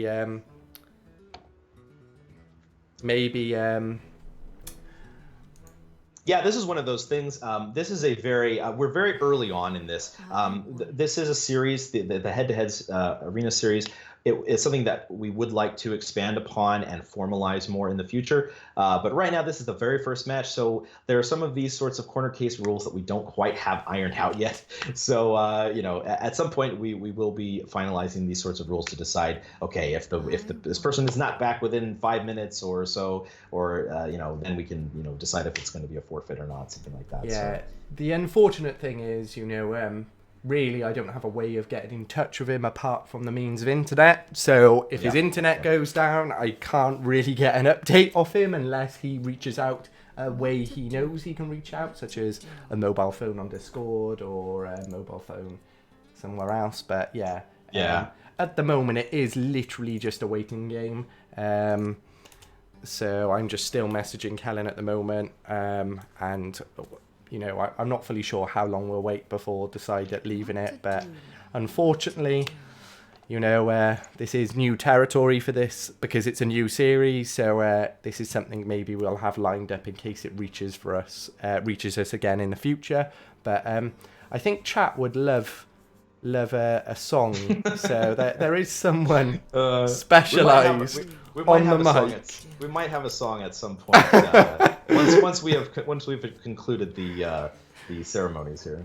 Yeah, so I actually can't remember the command we set up for people to follow you to show you support. So obviously I've just linked your I think YouTube it's hosts. channel. I think it's hosts. Hosts. Okay, there we go. Perfect. Yeah. So that's a way you can support Achenar for obviously jumping in and being a co-host on the stream. And then in regards to the players, we've got their Twitches here that you can follow them on as well. You know, if any of you... Sorry, go on. Yeah, I was just going to say, you know, I'm sure most of the people here are familiar with both of these guys. But for anybody that isn't, these guys have both been on the leaderboard multiple times. I think Ttexxx's most recent highest finish was rank 3 in January. And Kellen was up at rank 4 during the dual class event back in October, and he also had rank 16 for September. So both of these are very, very, very high-level players. Definitely give them a follow. They stream a lot. They're on very, very often, and they're very good players to learn from.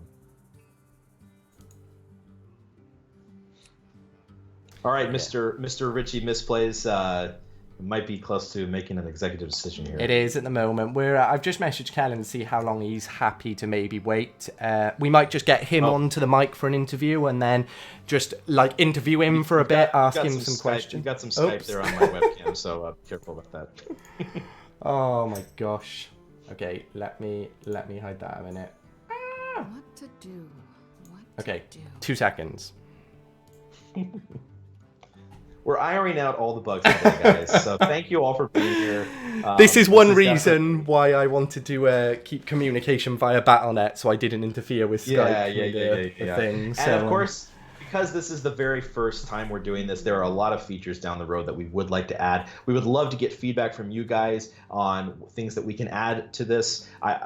At some point, we would like to be able to show the drafts. I know the drafts is one of the most interesting parts of this. We'll figure out a way to either get those on streams or have a way for people to watch the drafts at some point. If you guys have suggestions on other things we can add, we would love to hear them.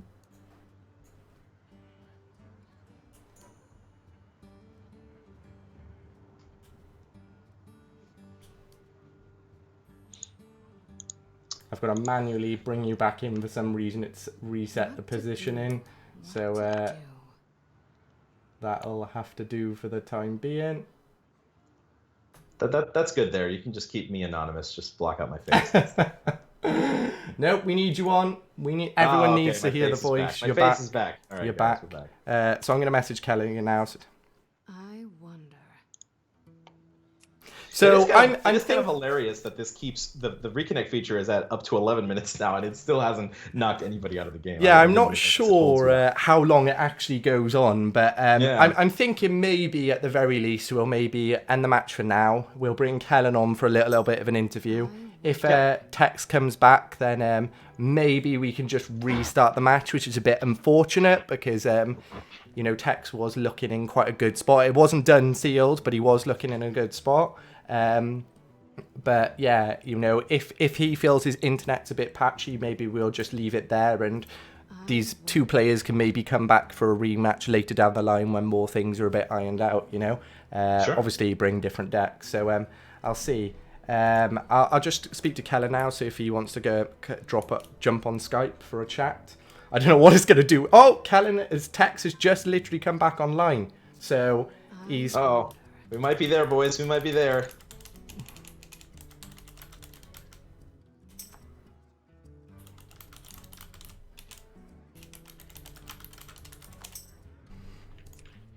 So yeah, we'll wait there. But yeah, so that's one thing I'm a bit unsure about now. Obviously, I just looked at a message on Skype and it switched your camera off. So I'm not sure what it's going to do when I try and add someone else to the conversation. So okay. Yeah, hopefully it doesn't do the same, but yeah, I saw him come back online on Battle.net and Skype. He has. He's just messaged me saying his internet's cut out.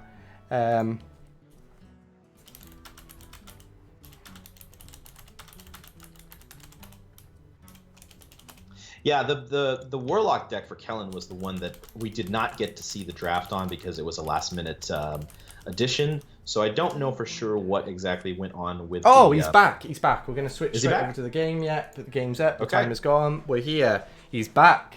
Okay. 12 minutes and 40-second turn. So Look as I was expecting him to do, it looks like he's going to play the Royal Guard here, and this is one of those situations where Royal Guard is amazing. Just make sure Kellen's available and he hasn't gone for a run off on the wait. Yep, cool, he's here. He's playing the card and he's pushing a lot of damage, and he's really close to lethal. He could actually put him to 2 if he wanted to cast the crossbow. Okay. So we'll see what the top deck is here. He gets a Shadow Bolt, which I don't know if that's going to be enough. He has the Felsoul Inquisitor, but there's no way to get any healing from that this turn. So it does look like, unless there's some other healing in the deck that he can somehow tap for, it does look like this is going to be the first win for Ttexxx.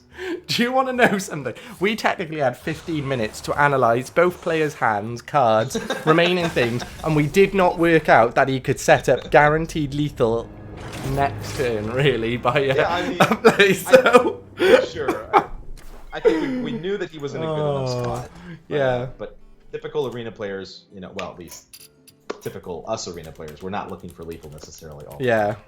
The amount of times I miss lethal, it's... Well, good game to yeah. Ttexxx. Ttexxx is on the board, and we have ourselves a match here. He is in the game. He did get the win with the mage deck, as we thought would probably be his best chance to get there. So, and fortunately, after the almost 15 minutes of hoping and praying for Ttexxx to come back, he was able to make it, which is I'm really amazed. Like, this would have never happened before this disconnect. No, I know. So the fact that that's in the game now is kind of amazing. Going forward in the future, we'll probably need to have a better contingency, so we're not having our viewers waiting for 12 minutes. But we appreciate your patience, guys. Yeah, it's, get all the kinks ironed out. It's nice to see a feature like that actually, because most of us being arena players won't ever really see that feature. So it's really nice to see that feature. And yes, we did have to wait a little bit longer than that we probably would in the future, that we would actually wait in the future. But yeah, it actually worked wonders here, because now, he just picked up straight off, we got to end the game and we get to just continue the series. Like, in theory, there was no interruption, so... Obviously, we've spoken a lot now. I'm just going to be fiddling with stuff in a minute, so just prepping for the next match. We should, as soon as we can get into the next match, let's go ahead and jump in there. Yeah, I'm literally enough downtime. I'm literally just prepping the scenes. So, so we'll have to see which deck Ttexxx decides to go back to here. Probably the Warlock deck. Maybe he still has faith in the Priest deck, or maybe he just feels like I'm gonna have to get a win with the Priest anyways. Which one does he think matches up best against the Warlock is going to be the question. I think they both have an okay chance, but it's all going to depend on the draws. When he draws the right tools, does he draw the right tools at the right time? Well, yeah, he has confirmed to me he will be bringing in the Warlock as the deck. So okay. We'll get both of the players to queue now. I believe I've set everything up. And hopefully we have a smooth sail in this game. I'm just going to notify them now. And yeah. But yeah, it's nice to see. So we got Ttexxx on the board. We've got a 2-1 score. Right. Ideally, I love seeing it going down to all classes being played. So again, no favoritism here. This is just to see the matches go on. I would like to see Ttexxx get the win again. And then we'll have literally winner takes all on their both using their final classes. So Ttexxx is on the play here. He has a Defile, a Mystic, and a Spellstone. I'm guessing he's going to hold on to the Defile. He has 1, 2, 3, 4, 5 3-drops. So I would expect him to keep the Mystic. He only has 1, 2, 3, 4, 5-ish 2-drops. He actually has a decent amount of 1s and 2s. He also, has a Flame Imp and an Emerald Reaver as 1s. So I think I would still keep the Mystic. It's a strong enough Mystic. Mystic has actually been one of the highest performing cards for me. It's much different than the old card Spellslinger that would add a random spell to each player's hand, because it doesn't give your opponent a Flame Strike. It gives them at worst, a Gastropod, or maybe there are some corner cases where giving them a Sorcerer's Apprentice if they have an unstable evolution. I mean, there are those sorts of corner cases where it can spiral out of control. But in general, giving your opponent I'm surprised to see him throw that, but it does end up paying off at least at first, because he does get the flame drop on 1, so he's in a decent spot to start here. Yeah, but as we can see, obviously, the Voodoo Doctor does challenge that 1 drop, even though it's the almighty Flame Imp. And unfortunately, he does not have anything to follow up with the Flame Imp, so he's going to be forced to tap here and push the 3-face. And we might see Kellen go straight into coining the champion here. Now he's got multiple options that for would 3. Seem to be. Would seem to be. Ooh, I thought he was about to do a misplay like that, the infamous Ricci misplay, but of coining before trading. So at some point here, are we also going to have a misplay counter for the players to, maybe? At the end of the match, we have the official match winner, but we also have the misplay champion as well. Maybe that could be something. The thing is, they would have to be like definitive misplays, not a judgment misplay, if that makes sense. Because some people will say. Just something to think about. Now, unfortunately, Ttexxx actually has a reasonable early curve in this deck, but he has completely whiffed on both 2 and 3s, which is really unlucky, I feel like. This is one of those baby rage never lucky moments that I would be having. Like, how can I not draw my early game? So fortunately, he does have the Hellfire, he does have the Defile, and he does have the Twisting Nether, so he has a lot of ways to bring this game back. This is a lot of pressure, though, that's being put on the board right now with the 5-6, and it is a very awkward shape for either Defile or Hellfire to deal with. Yeah, it's going to be a lot of pressure that he's going to be receiving here. This is a combo that I have not seen pulled off yet, but the Blood Witch triggering the Spellstone, that is going to be very helpful here because he's getting very low on life already. Exactly. It's just he can't really do much with it, so it is going to help him remove a minion and get a bit of extra life, which does more than the Hellfire. Probably, yeah, I think he's probably going to go for the feeding time here on the 4/3. Does he bump off the shield? Probably. I'm not sure if it's needed to bump off the shield, but maybe he just wants to give himself another... I suppose it's fine. It's you want to get that shield off to set up for potentially a Defile Hellfire play. It's not something that you want to see both of the AoEs being used in one turn, but if it's his only way to wipe the board to slow down this damage, you want to do it. So potentially that was his line there. So it looks like Ttexxx will be able to full clear here. He can play the Plated Beetle and then Defile, and then he can follow that up with a Stubborn Gastropod. He would also, so it would kill off the Beetle and give him 3 armor. So I think that's the first line that I see. He could also maybe opt for something like a Spellstone on the 5/4 maybe, and then play the Beetle. The Spellstone does give him a lot of healing, but it's also a 7 damage thing, and I think I prefer the Beetle Defile line. It just clears the board fully, and then follows it up with the Snail to actually do some sort of board development as well. Yeah, exactly. So, it's an empty board, and you have a taunt that challenges. I really like this line, and this is where he had hoped to be in this spot against Paladin, having the Hellfire and the Defile and the Nether in hand. I think that game could have gone much differently for Ttexxx if he had drawn into those answers in that match. He's just gone, and unfortunately, obviously, we say, just imagine he didn't discard it, but he did just discard a Target Reaper, which could be a key discard, because obviously that is a very big taunt, and he is low at HP. An annoying taunt, should I say. But yeah, at the moment, Ttexxx has options, and he does have ways of dealing with the board. He's got the heal. He has... Is that a Siphon Soul as well? Yeah, it is. It is a Siphon Soul. He's got the Spellstone. What I'm thinking is he might go for trade into the 5/1 and then Hellfire, and then follow that with a Dragon Slayer, and then he's left at 6 life, which I think is still reasonable. I wouldn't be expecting Kellen to deal 6 damage out of hand with 2 cards. So I think this is probably an okay line at the moment. I would feel relatively safe, and then I have a very good hand to deal with whatever he throws at us next turn. Yeah. Well, this game, the last match, Kellen nearly used his whole deck, so Ttexxx is aware of nearly every card in Kellen's deck. Yeah, so we'll see. He is aware of the Soulfire, the Doomfire, so on and so forth. So there is the potential of that reach in Kellen's deck, but yeah, it's fine to make that play because 2 of those reaches are discard effects as well. So. So what I'm thinking he might do here would be something like tap into Spellstone and then Runt. He could Spellstone the 3/3, trade into the 2/3, and then have be left with a 4/1 and a 2/2. That's the first line I'm seeing. I'm not sure he wants to use the Nether here. Nether is such a good answer to deal with a big boy. If he throws down a Deranged Doctor or something that he does have the Siphon Soul still, so he might not be too worried about that. But I would probably not want to use the Nether if I could absolutely help it here. Also because you can't really develop anything behind it. Yeah, and this is one thing I mentioned to you because he actually drafted 2 Nethers, and even though Nether can be a very good card and a comeback card, not many cards you can play after playing the Nether, so you wipe the board and then they can just refill it again, and it can be clunky sometimes, which it is kind of right now.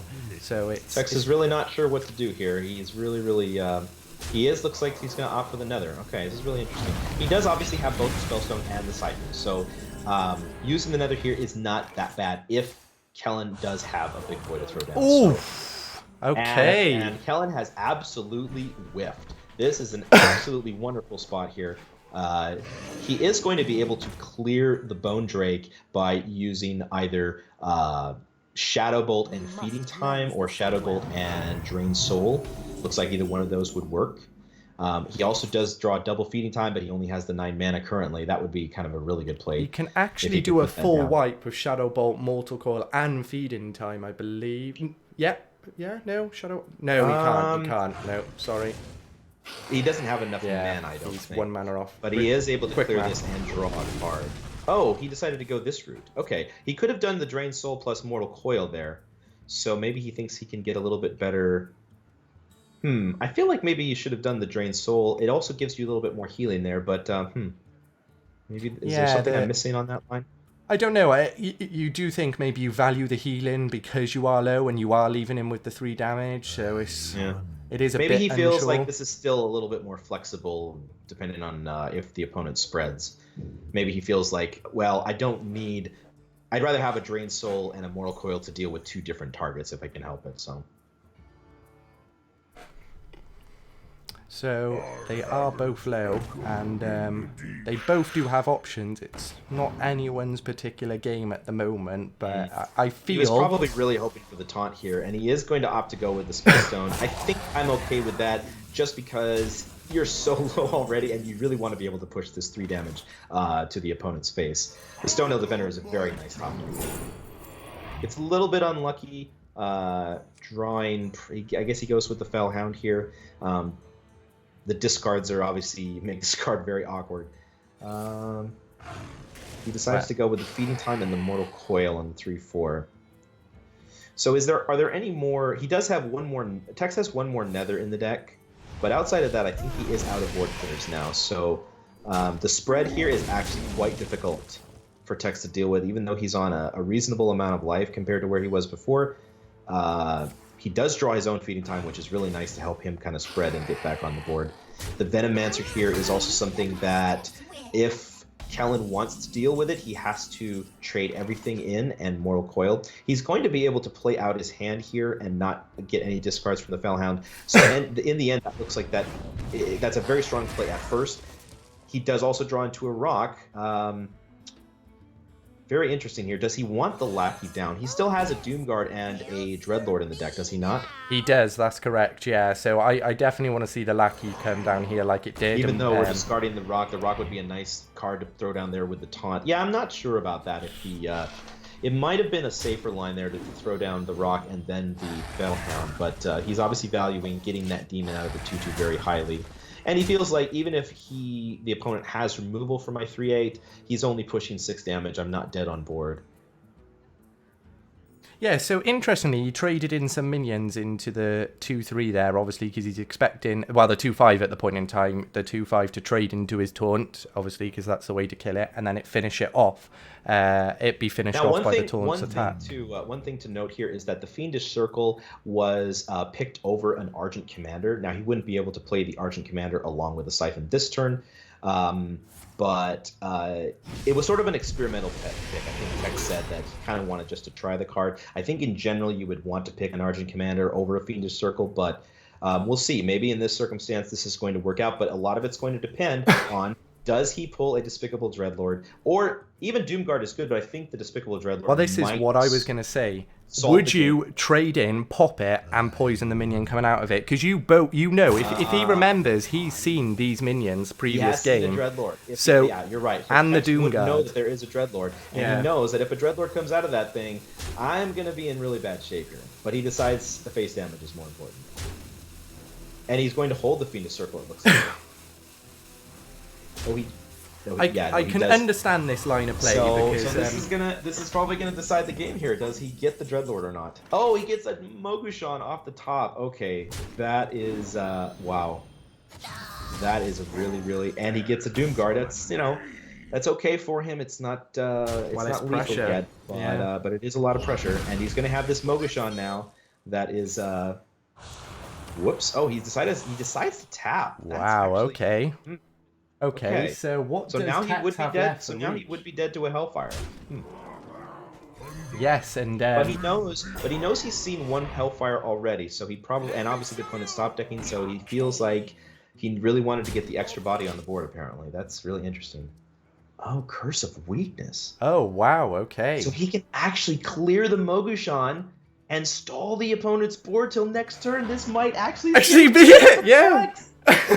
Curse of Weakness might actually save this game for Ttexxx. This is an unbelievable top deck right here. So, Dreadlord or Primal Drake will stop the lethal next turn. So the question is, do you tap here as Ttexxx as well, is the question.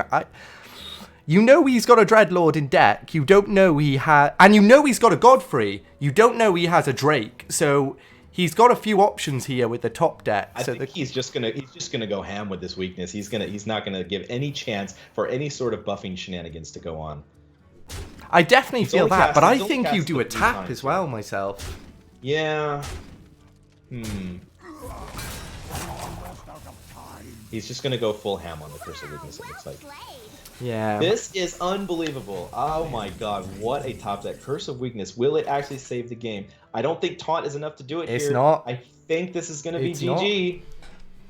I don't see any way out of this for Kellen any time. Oh! Oh my goodness. What a back and forth game. This match was unbelievable. Yeah, I really like that game. Wow, there were so many moments in that game. That was a great game. It was very nice to see the game, a game like that. So close, so close. Both Warlocks as well. It's fun seeing classes like that. Curse of Weakness. I'm going to have to seriously consider drafting. I told you it was good. I've been avoiding drafting Warlock, but when I do finally get to Warlock, I'm definitely going to have to give the Curse of Weakness a try. I have seen other people having success with it, but it absolutely... I thought the Mogushan was going to be the end of the line there. It was just the perfect counter to Ttexxx's board. He has all the shitters on board, and they're not going to be able to do anything to Mogushan. But it turns out when you give it 0 attack, it's pretty good. Yep. Oh man, that was a fun game. I really enjoyed that. There were a lot of moments where I was like, okay, well it looks like Kellen's got this, and then I was like, okay, maybe not, maybe Ttexxx has got it, and then I was a bit like, nope, wait again, I think Kellen's got it. So I enjoyed that. It was very nice to see. So now we actually get to see the full 5 matches as well. So now, as we sort of preview to start with, it all comes down to the Priest deck for Ttexxx. And once again, we'll have to see how it plays out here. I have to think that the Warlock deck for Kellen is going to be favored here. I seriously have my doubts still that this Priest deck is going to be able to pull it together. It still has a lot of quality Priest tools though, so I can't count him out at all, and we'll see how it goes. So I'm just getting the Priest deck list ready, and then we'll be getting it into the match. So yeah, final match. Can the Priest take Ttexxx over the line, or is it going to end in Kellen's favour? So I'm going to get both of the players to queue now, and we'll be getting into this final match. Oh. Yeah, and I'll talk a little bit about the Priest draft. I don't know how much we talked about it already in depth. We've mentioned that there's the double Mossy Horror in the deck, and both of the Mossy Horror picks were very surprising to me. The first pick of the draft was Mossy Horror versus Stonehill Defender. And Stonehill Defender right now is one of the most prevalent cards in the arena, and for good reason. It is obviously in classes like Paladin and also Priest. It is a premium card because it gets you cards like Obsidian Statue. But even in other classes, it's great. So the fact that he decided to lead with a Mossy Horror over Stonehill as his first pick was very fascinating to me. He also decided to pick the second Mossy Horror over a Northshire Cleric, and that was his 13th pick. And at that point, I really wanted to see him take the Northshire there. I think that Northshire is, in this meta, it's one of those cards that can just counter Paladins, and it's just something that you can put down early, and it also gets you good value in the value matchup. So we're going to have to see how these Mossy Horrors play out for him. So I actually missed the card Kellen choose to throw. I don't know if you happened to catch it, but I did not. I saw Ttexxx. Ttexxx decided to keep the Loot Hoarder, which I think was correct. I did not see Kellen's Maul. Well, it's not bad, you know. He's got the spell damage buff for his Mortal Coil, so he has an option of dealing with minions if he wants to. Okay, so so far Ttexxx is hoping to draw into a 3-drop here. He only has 3 3-drops in the deck. So it's very likely that he's going to be playing catch-up once again here. He does have the Mossy Horror in hand. Mossy Horror, I have to be careful how I say that. Yeah, and he does whiff on the 3-drop here. So He's yeah, got a it's trade to try and draw it. he can pretty trade. much. Yeah, he can trade. Yep. And there Ah, it is. nice. Wow. Okay. Basilisk coming to save the day. Exactly. Now, Kellen does have a reasonable way to deal with this. He could potentially, trade in Immortal Coil, but then he's not really developing anything. He's just developing the Spell Shifter. The Spell Shifter this turn is I actually can't quite make out what it is here. There it is. Now it's a 4/1. It was going to be a 1/4. So I do, the Tar Creeper developing it into the Basilisk. I guess either one of these, sacking them to the Basilisk is fine.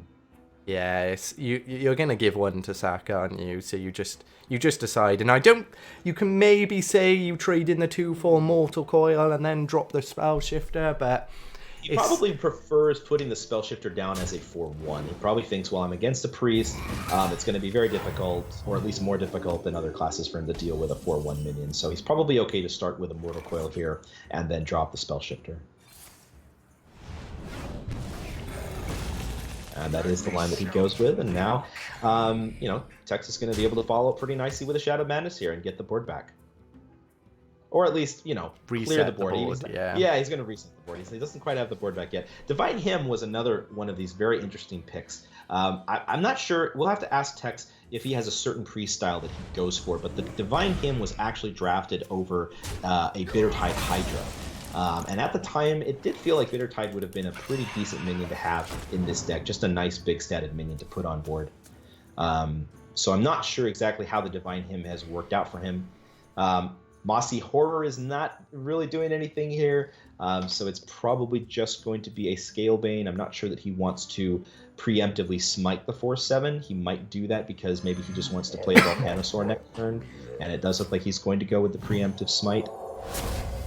Yeah, so as we can see that he has actually an option here, Kellen, with the Dreadlord and Soulfire, which obviously he just snap picks. Dreadlord is such a good card. It's insanely good for Warlock, and the fact that he's got that along with the other 4 players in this deck it makes this Warlock a very, very tough match. It does, and it's said all the time, but the 4 attack stat line for Priest is obviously a difficult deal-in. So at the moment, Kellen... Probably going to see him take the can't be targeted here, I would imagine. I don't think the Divine Shield, he just gets to knock it off with the... Yeah, I would expect the can't be targeted.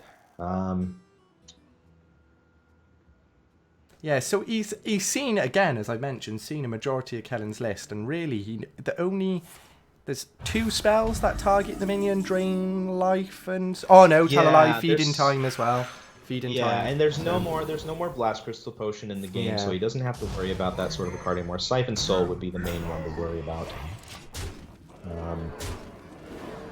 So the Mokushan can get cleared by the Mossy Horror, and it looks like that's what he's going to do, and then he would most likely kill the Dreadlord, and then he might decide to heal his face. He is facing down 9 damage. Wouldn't he play the Divine Heal? Yes, it protects. I sort of ruled this out as a card. So I know, I did as well, but it works well here. A decent spot for it. Yeah. It heals the Volcanosaur back up out of any sort of AoE range, as well as any sort of trades on the board.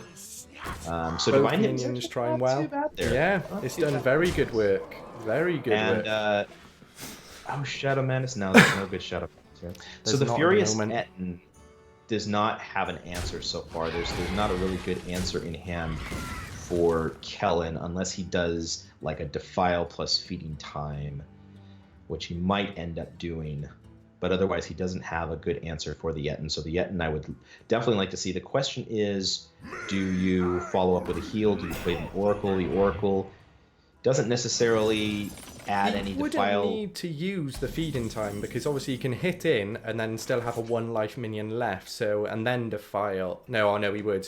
Yeah, Defile. He would Feeding Time after the Defile onto the taunt. Now he actually did draw a Shadow Flame here, so now he can bump and then Shadow Flame. And then also play a 3-drop. So this is actually a very good top deck for Kellen here. The Shadow Flame is going to put him back in a pretty decent spot. Yeah, both of these matchups have been quite back and forth, and I think it's purely down to the way both players chose to draft their deck. They did kind of both draft control-y, so they were probably expecting this outcome. if they were queued into a control matchup themselves. So does Ttexxx decide to play? I think I probably do want to play the Nosferatu here. You have the Shadow Madness in hand. Even though he gets sort of a free kill, it might help to, putting the 2/3 on 1 health might help to enable some sort of Shadow Madness shenanigans, but he decides to hold it for now. Yeah, this is an awkward spot. Shadow Madness doesn't really do anything here. This is a very, very tough spot at the moment for Kellen. The card in his deck that he would have liked to have seen would have been Spirit Lash. Spirit Lash would have been a pretty decent draw, and Holy Nova as well would have been okay-ish. Psychic Stream as well is a card that hopefully he can draw here to bail him out. That's what he's hoping to see at some point, but unfortunately he's just not getting the draws he needs quite at the moment. No, and he was considering playing the Shadow Deadness. But he sure is milling Kellen's deck, and that's really all that matters, right? But this is what a lot of people don't talk about as well, is the Gnome sometimes just gives you the opponent, the chance to draw closer to their better cards. So we didn't see him hit any very good cards, So he's closer to the Lord, he's closer to the Primal Drake. That could potentially come down to that. If he were somehow to get a big board clear here, but it seems like at the moment he might be forced to mind control the 3/6 just to sort of stay alive. Is there any sort of Shadow Madness play with the 3/6? He could trade in the 2/3 to the 3/6, kill the 1/4 with the 5/4, and then Shadow Madness the creeper to the 4/3. He's left with 5. Kellen's left with 5 damage on the board. He would heal up. He does have the Doomguard in hand, though. So any line here, I'm not even sure that Fen Creeper does it. I think with the Doomguard in hand, that's probably going to seal up the game for Kellen. Yeah, we, of course, Ttexxx doesn't see that, of course, so he is going to try to think the best line here, and I think he's probably going to end up settling on the mind control line. It's the safest option, isn't it? He's aware that there's a Doomguard in the deck from previous matches, which is something you don't usually get in Arena. But so the safest option is the taunt, and clear up as much as you can. But unfortunately, it's not going to be enough, and that is it. So both players did play very well, and it was very fun to see it go down to the wire. Yep. Ttexxx nearly had the reverse, but Kellen managed to hold off and get the win. The one deck, as we thought might be the case, the one deck that let him down in the end was the Priest deck. Priest is just in one of these awkward spots at the moment. If you're going to have success with it, I think you have to build it more of a tempo-y style deck where you're getting stuff on the board early, and then you kind of have those tools at the end, the mind controls and the ambers but you have to be on the board though at some point to be able to deal with, but at the same time you have to have the value at the end of the game to be able to deal in the value matchups as well, which there are still a ton of value matchups. Even though Paladin is dominating, there are still enough of the other classes that Priest faces where you need to be able to go really, really late. So but yeah, good game to Kellen. I think Ricci's probably going to be working on bringing them into Skype here, and we'll maybe ask them a few questions and get their thoughts on the game. But a very fun series overall. Obviously, the highlight was the Curse of Weakness turn in the Warlock Mirror, which Curse of Weakness ended up being the MVP there for Ttexxx. He couldn't quite bring it back all the way on the reverse sweep, but a well-played series on both, even though we had the disconnect in the middle there. We were able to keep the game thanks to the new feature from Blizzard. Any chance, have you got them both on Skype? Can you invite them so I don't mess up your cam by any chance? Okay. Let me see if I can pull them possible. In. I have Ttexxx here. Let me see if I can add him in. And I'll see if I can... Do I have Kellen? I'm not sure if I have Kellen on Skype, though. We had him earlier, though. We should be able to bring him back into the call. Hello? I will add... Ttexxx? Yeah, if you can add Kellen. I don't think I have him. How's it going, Ttexxx? Couldn't quite get there, my man. It was just it was the Priest deck that couldn't quite get past. Yeah. I was really looking for those Scream and stuff, but we never drew it. So. Yeah, I wanted to ask you a little bit about that. So obviously you decided to bring the priest along with you. What were your thoughts on bringing the priest draft? It seemed to me like it was a bit of a like you needed to hit your draws on that deck. So what were your thoughts on bringing the priest deck to this? I brought priest because I have a lot of fun playing priest, and I actually hadn't played any paladin really until. So I couldn't bring a paladin deck. I didn't just play my first paladin like the other day.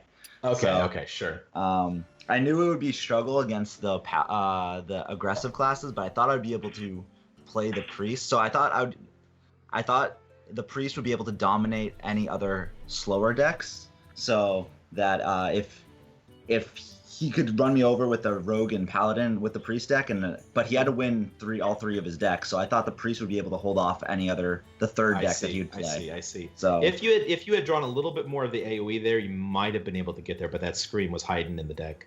I wanted to ask you about the double Mossy Horror. I noticed in the draft you picked the first Mossy Horror was over a Stonehill on the first pick, and then the second one was over a Northshire Cleric. Can you talk about those little picks, those picks there, and what was going through your mind on that? I think I was just looking for AOE because I wanted to play a little slower style, and I've noticed that I noticed that Paladin and Rogue were really strong, and people that usually play it often pressure. So, and they usually play small minions. So, like, if we had the Mossy Horrors in that last game too, he had a bunch of 1/1s, and it would have cleaned up the board nicely. Okay. I took it over that Northshire because I didn't really need more draw. So it would only have been a 1/3 really. I didn't really need the card. The only reason the reason I took it over the Stonehill was because I felt like we had enough value that we were going to be able to survive. That if you were going to be the, able to get enough value. Okay. Yeah. So if I just got the removal that I needed at the times I needed, then we'd have been fine because we had the desk to deal with big things, and I wanted to get the extra Mossy Horrors to deal with the small things. Yeah, so one thing we were both unsure about was the Divine Hymn pick, but it actually played quite a key part in that match, which, unfortunately, obviously, it didn't work out all the way to the end, but right at that point, you looked at a very strong position because of it, and, we were both a bit like, wow, that was a great option to have at that particular time. So have you had much opportunity with that card, or was that a test pick at the time? I hadn't played it too much by that draft, but the more I play that card, it's a good one of, I think, in your decks, because often as priest, if you don't take the very tempo on the board style of priest and you take the little slower control style, eventually you need to stabilize, and him gets you to heal your face as well if you stabilize and they try to pressure you, because a lot of the times as priest they often just ignore your minions and try to pressure your face. You could get the value trade and then heal back up both your board and your face, and then they sometimes don't get enough reach to get there. Yeah. So I like the card. Yeah, no, I do agree. It definitely can be considered a one-off if Priest is going to be drafted quite regularly now. It might be an option I pick when I draft Priest, which is very rarely, but yeah, it's you definitely convinced me on that one with just that line of play to give it a couple of test runs. Do you have anything you want to say about the whole experience, or a particular class or match or play at all? Yeah, I guess I just would like to say that it was a lot of fun. Thank you for having me. Thank you for coming. And it was very close games. It looked like I was going to get blown out early, and then I stabilized. Sorry about the internet connection. Don't worry, it happens. Orange jumpsuit was messing with our cable and stuff, so it was in our internet, and I was like, what are you doing? And so I had to reset everything, and Hey, Blizzard saved the day with their their recently new feature, kind of. But yeah, that kind of just picked it straight back up, But yeah, I totally forgot that they don't have turn timers in friend matches and stuff. So there is a turn timer, but when it senses that somebody disconnects, it actually holds and pauses until they're able to reconnect, which is kind of amazing. Really? So so it's able to hold on there for 13 minutes. But wow, that was weird. I think we've also got Kellen in the call now. We have. I just wanted to ask one more question to Okay, sure. Quickly, in regards to the blind picks and obviously the way you chose your classes and you switched between them, can you just give us your thoughts on your first pick and why you went for the mage last? Because we felt you probably chose the mage last because you felt it was your strongest class and you were building up some information from Kellen's from playing against Kellen, and then you would, begin the return with the mage, which is what happened. But is that actually what you decided, or? Yeah, I thought I basically said that he's probably gonna pick Paladin and Rogue because those are the two strongest classes right now. Yeah. I just didn't know what his third deck was gonna be, so I was gonna play the Mage last because I felt Mage could probably beat almost any deck, and I knew my other two decks were gonna have a lot of issues against Paladin and Rogue anyway. So I was just gonna say if we get a free win off of a Paladin and Rogue deck with one of the other two decks, I'd be happy. If not, then I'll just let the Mage stabilize, and it'll just give me a little bit more information to start. Yeah, no, that's fair enough. It almost worked. Yeah, definitely. So I have put your Twitch channel in the stream. So if anyone hasn't watched you before, they can hopefully drop you a follow and show you support for joining in this series. Hopefully we will get you back again down the future. You can stay on the call, and if you have anything you want to say to Kellen after we've had a little chat with him, you can. Or if you have any questions yourself, that would be great as well. So we're going to move over to Kellen now. So Kellen, congratulations on your win. So thank you. Yeah. So how are you feeling? Obviously you went 2-0 and then it came back to a 2-2. So what's your initial thoughts? I was feeling very, very cocky because I actually felt like I played really, really well in those first two games. And then I really struggle with control decks. I'm not very good playing them. So as you may have noticed, I went face a lot with that Warlock deck when there were a few turns I should not have. And then I switched at one point. In the game that I lost against the Mage, I think there was definitely one turn where I traded and I should have just kept going face. Yeah, that's the Doom Guard. It was the Doom Guard. Yeah, the Doom Guard turn. Yeah, I should have gone face. I forgot I had Burst in my hand too. Yeah. That would have just definitely should have gone face. I didn't realize how low I was getting him, and I don't know. It's really hard for me to switch gears when I'm playing Warlock and Priest. Yeah, for sure. So that is when I started getting a little bit scared because the other thing about that Warlock deck, while it has a lot of individually powerful cards, it is overall not a very good deck because it has all these things like Mogushan Wardens and just these really bad minions with low attack that can't finish a game off. So I was getting a little scared there after I won my first two with my two great decks. It's interesting that you bring up the Mogushan Warden because it actually looked like it was going to be the MVP in that fourth game when Kellen's board was full of 1 health guys, and you throw down the Mogushan, and all of a sudden he top decks the Curse of Weakness. What was going through your mind at that point? I was thinking, okay, he's got two options. He either has a removal spell for my minion when I die, or he has a removal, or he has a taunt himself, and I'm not able to clear enough, and I won't be able to draw my Despicable Dreadlord.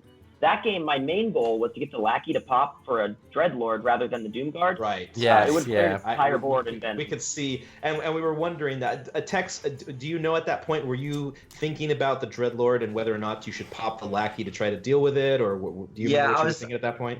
I was deciding because I knew he had a Doom Guard and I knew he had a Dreadlord at that point because of the prior games. Right. So Exactly. I knew it was gonna be tough either way. So I thought I had a better chance of. Because I felt like he doesn't have the burst to burst me down with the Doom Guard. So I wanted to just jam face because I thought if I traded and killed the board and it was a Dreadlord, we were always going to lose because I don't have reach in my deck. So I had no way of pressuring him out after that point.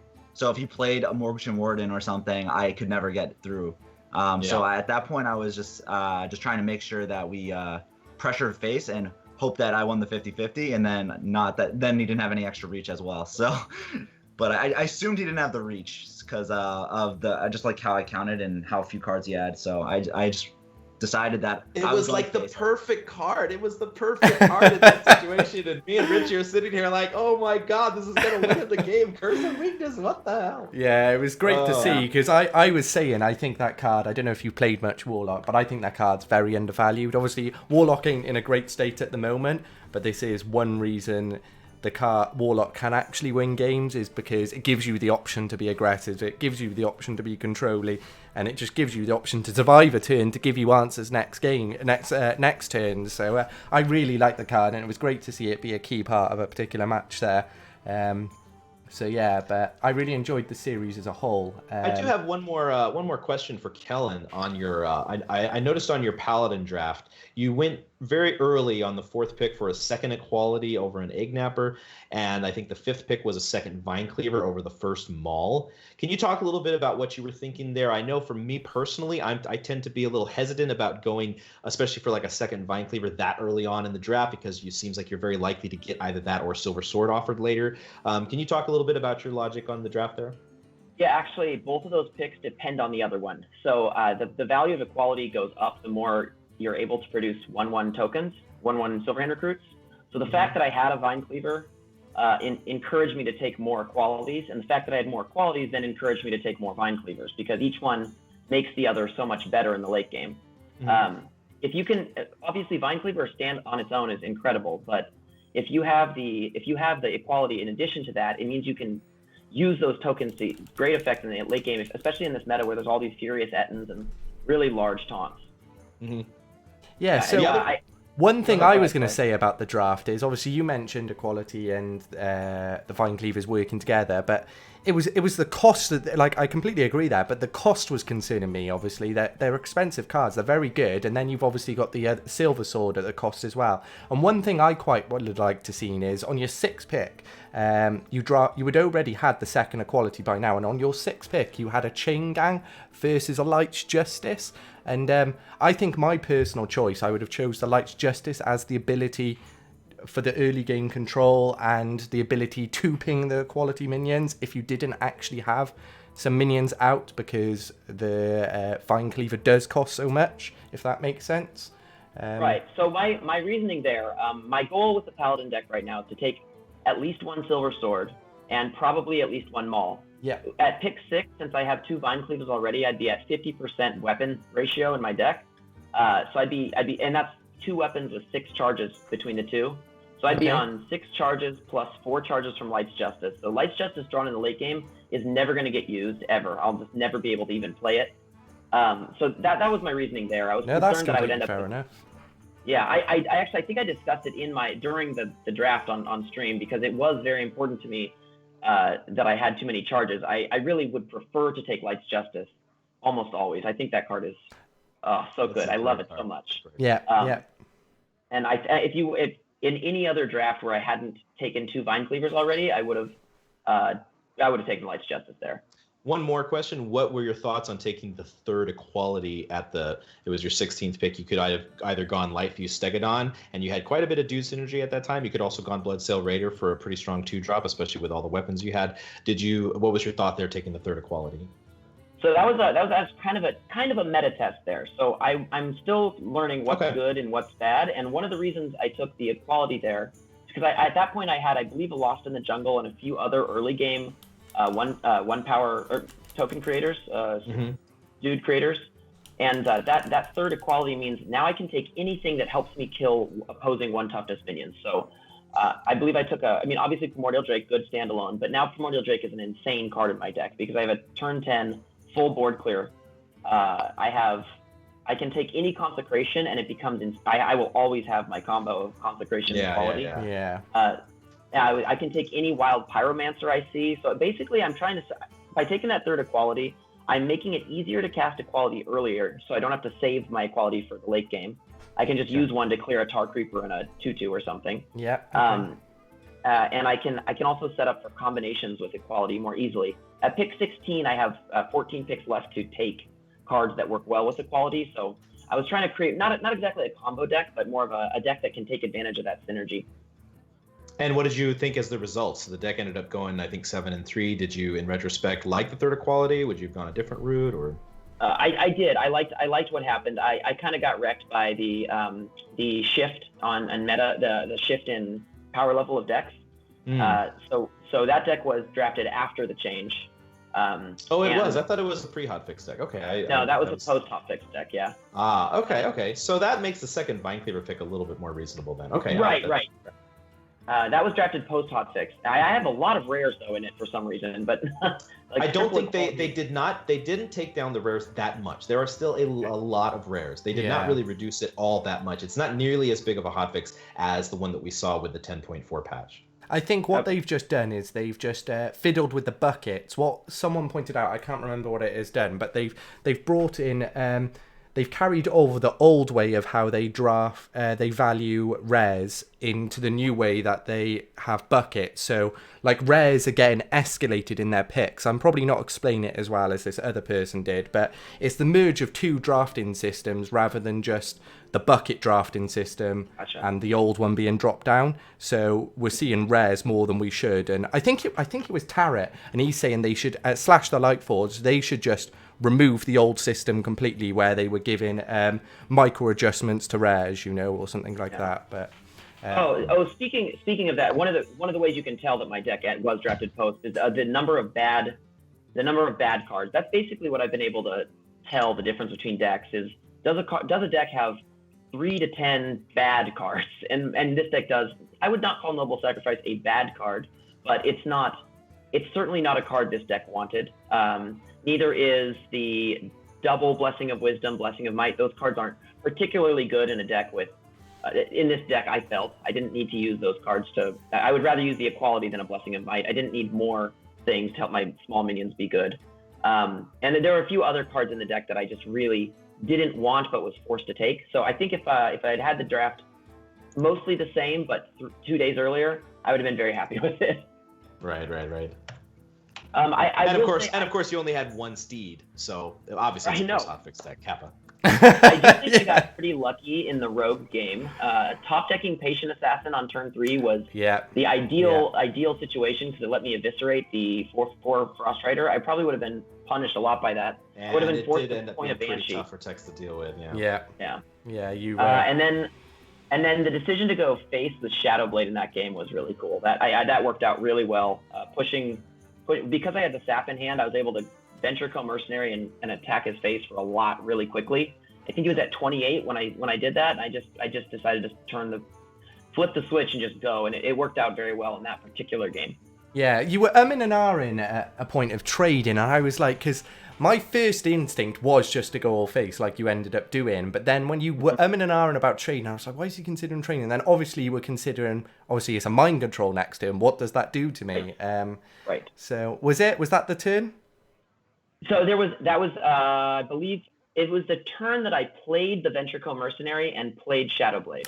Okay, I'm on about the turn after them where. Sure. Yeah. Okay. So the turn I played Venture Co Mercenary, I went face with I played him face with Shadowblade. So he went to 25 off that or something, and then the following turn I was considering trading to avoid getting blown out by a Holy Nova. There were a couple different ways a Holy Nova could have cleared my board and kept him healthy. So that's why I ended up Shadowblading the Radiant Elemental instead of his face. Okay. Yeah, which I think's fine. I think, because I don't know if you were actually considering it, but it looked like for a few times you were considering trading with the Venture Co, and I was just a bit surprised by that. But then I thought maybe it's some form of mind control you were worried about, but I couldn't see a bad punish or a mind control there. So and inevitably you went with the line I would have probably chose: use the weapon to remove one minion, and then the face with the rest for the pressure. I think the thing I was most worried about was Shadow Word Death plus Stonehill Defender, or Shadow Word Death plus something else. Death would have been would have completely stopped my pressure because his other minions could trade for my Etten anyways. So I would have been stuck with a almost no board, one charge of a weapon, and no real cards in hand. And that's when I was getting a little nervous. And there were 2 deaths in the deck, but I don't think you had drawn any at that point, Ttexxx, had you? He had death the Keening Banshee. I drew one. There was one. Oh, that's right. It was a top deck on the Keening Banshee, which you kind of did need at the time. But I was falling too far behind and I didn't have any more answers, so I needed to play it there. Yeah. Oh, for sure. Yeah. So, after both of you were participating in this, then, what's your thoughts? What's your initial feedback without actually reviewing it? So, like, in regards to something I'm looking for feedback on is the blind picks. The reason I've gone with the blind picks is it's a bit more of a true feel to Arena, because when you queue a match, you don't know what you're coming up against. Do you think that's a good thing, or would you like? Either way, it kind of depends on what we're looking for. If it's going to be a tournament format, maybe knowing the decks ahead of time is good for strategy. But it's kind of, if we're trying to replicate Arena, then I like the blind picks. Yes. Okay. Yeah, I agree. I think the blind picks makes it more like an Arena feel, because if you get to strategize and prepare for the decks, it feels more like instructed, at least I feel like. But it's more about what you want to set up. And Yeah. obviously, I think if you're trying to do like an entire tournament where you end up with like one overall winner, maybe the if you're gonna do a ban, you're gonna have to let the opponent see the deck, or or at least just like see the classes. Maybe you'll do that instead. You ban based off class. Yeah. Yeah, well, a ban is something that I'm planning to introduce later down the line. And my first thought was to just do classes and again keep the list hidden. You know, ideally, I'd like to have some drafts or some snapshots of the draft on the stream, but you know, we're just going to slowly build up from now. So yeah, you know, there's a few things I need to tweak, but overall, I felt like it went quite smooth. Like, how did it feel on your end as a player? Obviously, you have a little bit of downtime between each matches. Is that okay? You know, while me and we talk about what we've seen and what has potentially come in. You know, was that okay for yourselves or? Oh yeah, I thought it was fine. It worked great. Excellent. Yeah, besides me disconnecting with the internet issue. Great. So what would you actually feel is a reasonable waiting time for a disconnect if you were on the other end? You know, like Kellen did say, maybe 10, 15 minutes, you know. We were considering bringing him out to the match and then just chatting to him and then maybe restarting it, but we luckily didn't reach that point. It's something we'll discuss maybe at a later date. But yeah, what would you feel in that circumstance if it happened to you? Yeah, I think like after 10 minutes, maybe 15 at the most. Like it starts to get quite long, isn't it? Yeah, it feels like it's starting to get unreasonable. I think 10 is a good place to call it. I know I took a little more than 10, so thank you for waiting. But it was one of those things where I think a 10-minute timer is kind of like a nice place to stop, and then maybe like just wrap up from there. Or hopefully they get back on or do a talk down while you're waiting. Okay. You could do 10 minutes worth of trash talk. That'd be fine. Yeah. And another question I wanted to ask, as being the players and obviously the very skillful ones, is what do you feel about the subbing of three or mores? Obviously, we've gone with taking a card of equivalent tier score off the Lich Forge or lower. You know, another option that was being talked about was, you know, saying if the other two picks aren't three ofs, they have to choose one of the other two picks. You know, what do you think? The original draft and take the one of the other two cards from that. Yeah, that's probably better. Yeah, that's probably the right system. Well, I don't know. That's you sure? Because like if you do that, then because like your draft is dependent upon what you take from the other things. I don't know. Maybe it is better true. because it's Well, it's more like, reflective of what you would have ended up with from one of those buckets.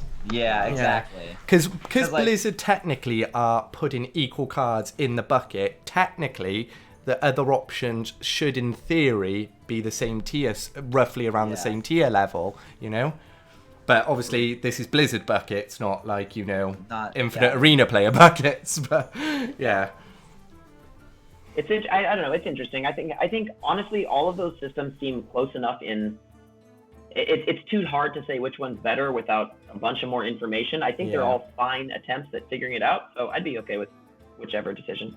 Okay. Yeah, it's a little hard too because you have. So would you say that the third of would be the one that you'd have to change, or can you change any of the ones? Yeah, the third of. Yeah, it's only the third of, just because of the restriction of the deck building. Okay, then that might be okay, because by the time you pick a third of a card, you probably have most of your deck already built that you know what you wanted.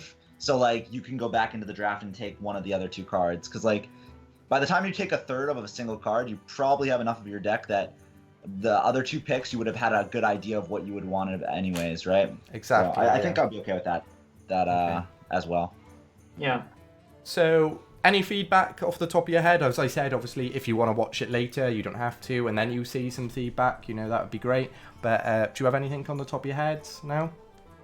I had a lot of fun. I look forward to remaining undefeated in this event. We're definitely going to keep that track of that, and we are going to invite people back again. You know, at the moment, like next weekend, we're probably going to bring 2 new players. We're not going for necessarily winner stays on, but it's something across my mind. But you will definitely have other opportunities to come back, and future down the line, it's going to be more publicised. So we are going to do the Reddit post, you know, and the Twitter posts, and the opportunity is to grow your channels as well. So you know, obviously, we want to try and get the players who participates growth. We want to give the arena community something else to enjoy, and potentially down the line, you know, maybe there'll be a tournament as well as show matches. So, you know, maybe after 3 months, people with the best win rates will be invited for a mini tournament, you know, but that's something further down the line.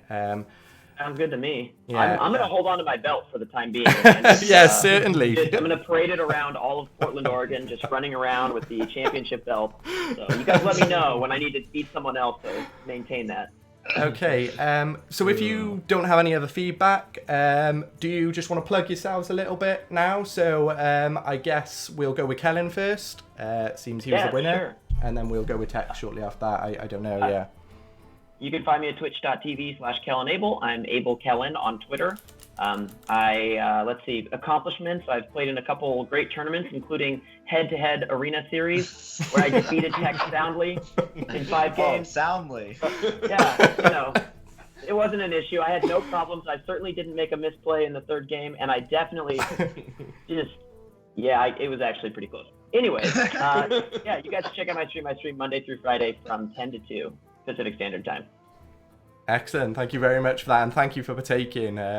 So, Ttexxx, you've got the mic now.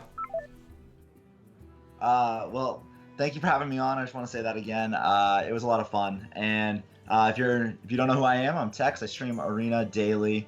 I stream for quite a few hours every day, and I've hit leaderboards quite a few times now. Hopefully you check out my channel at Ttexxx. It's spelled a little odd, so there's 2 T's and 3 X's, but you should definitely check me out. It was a lot of fun.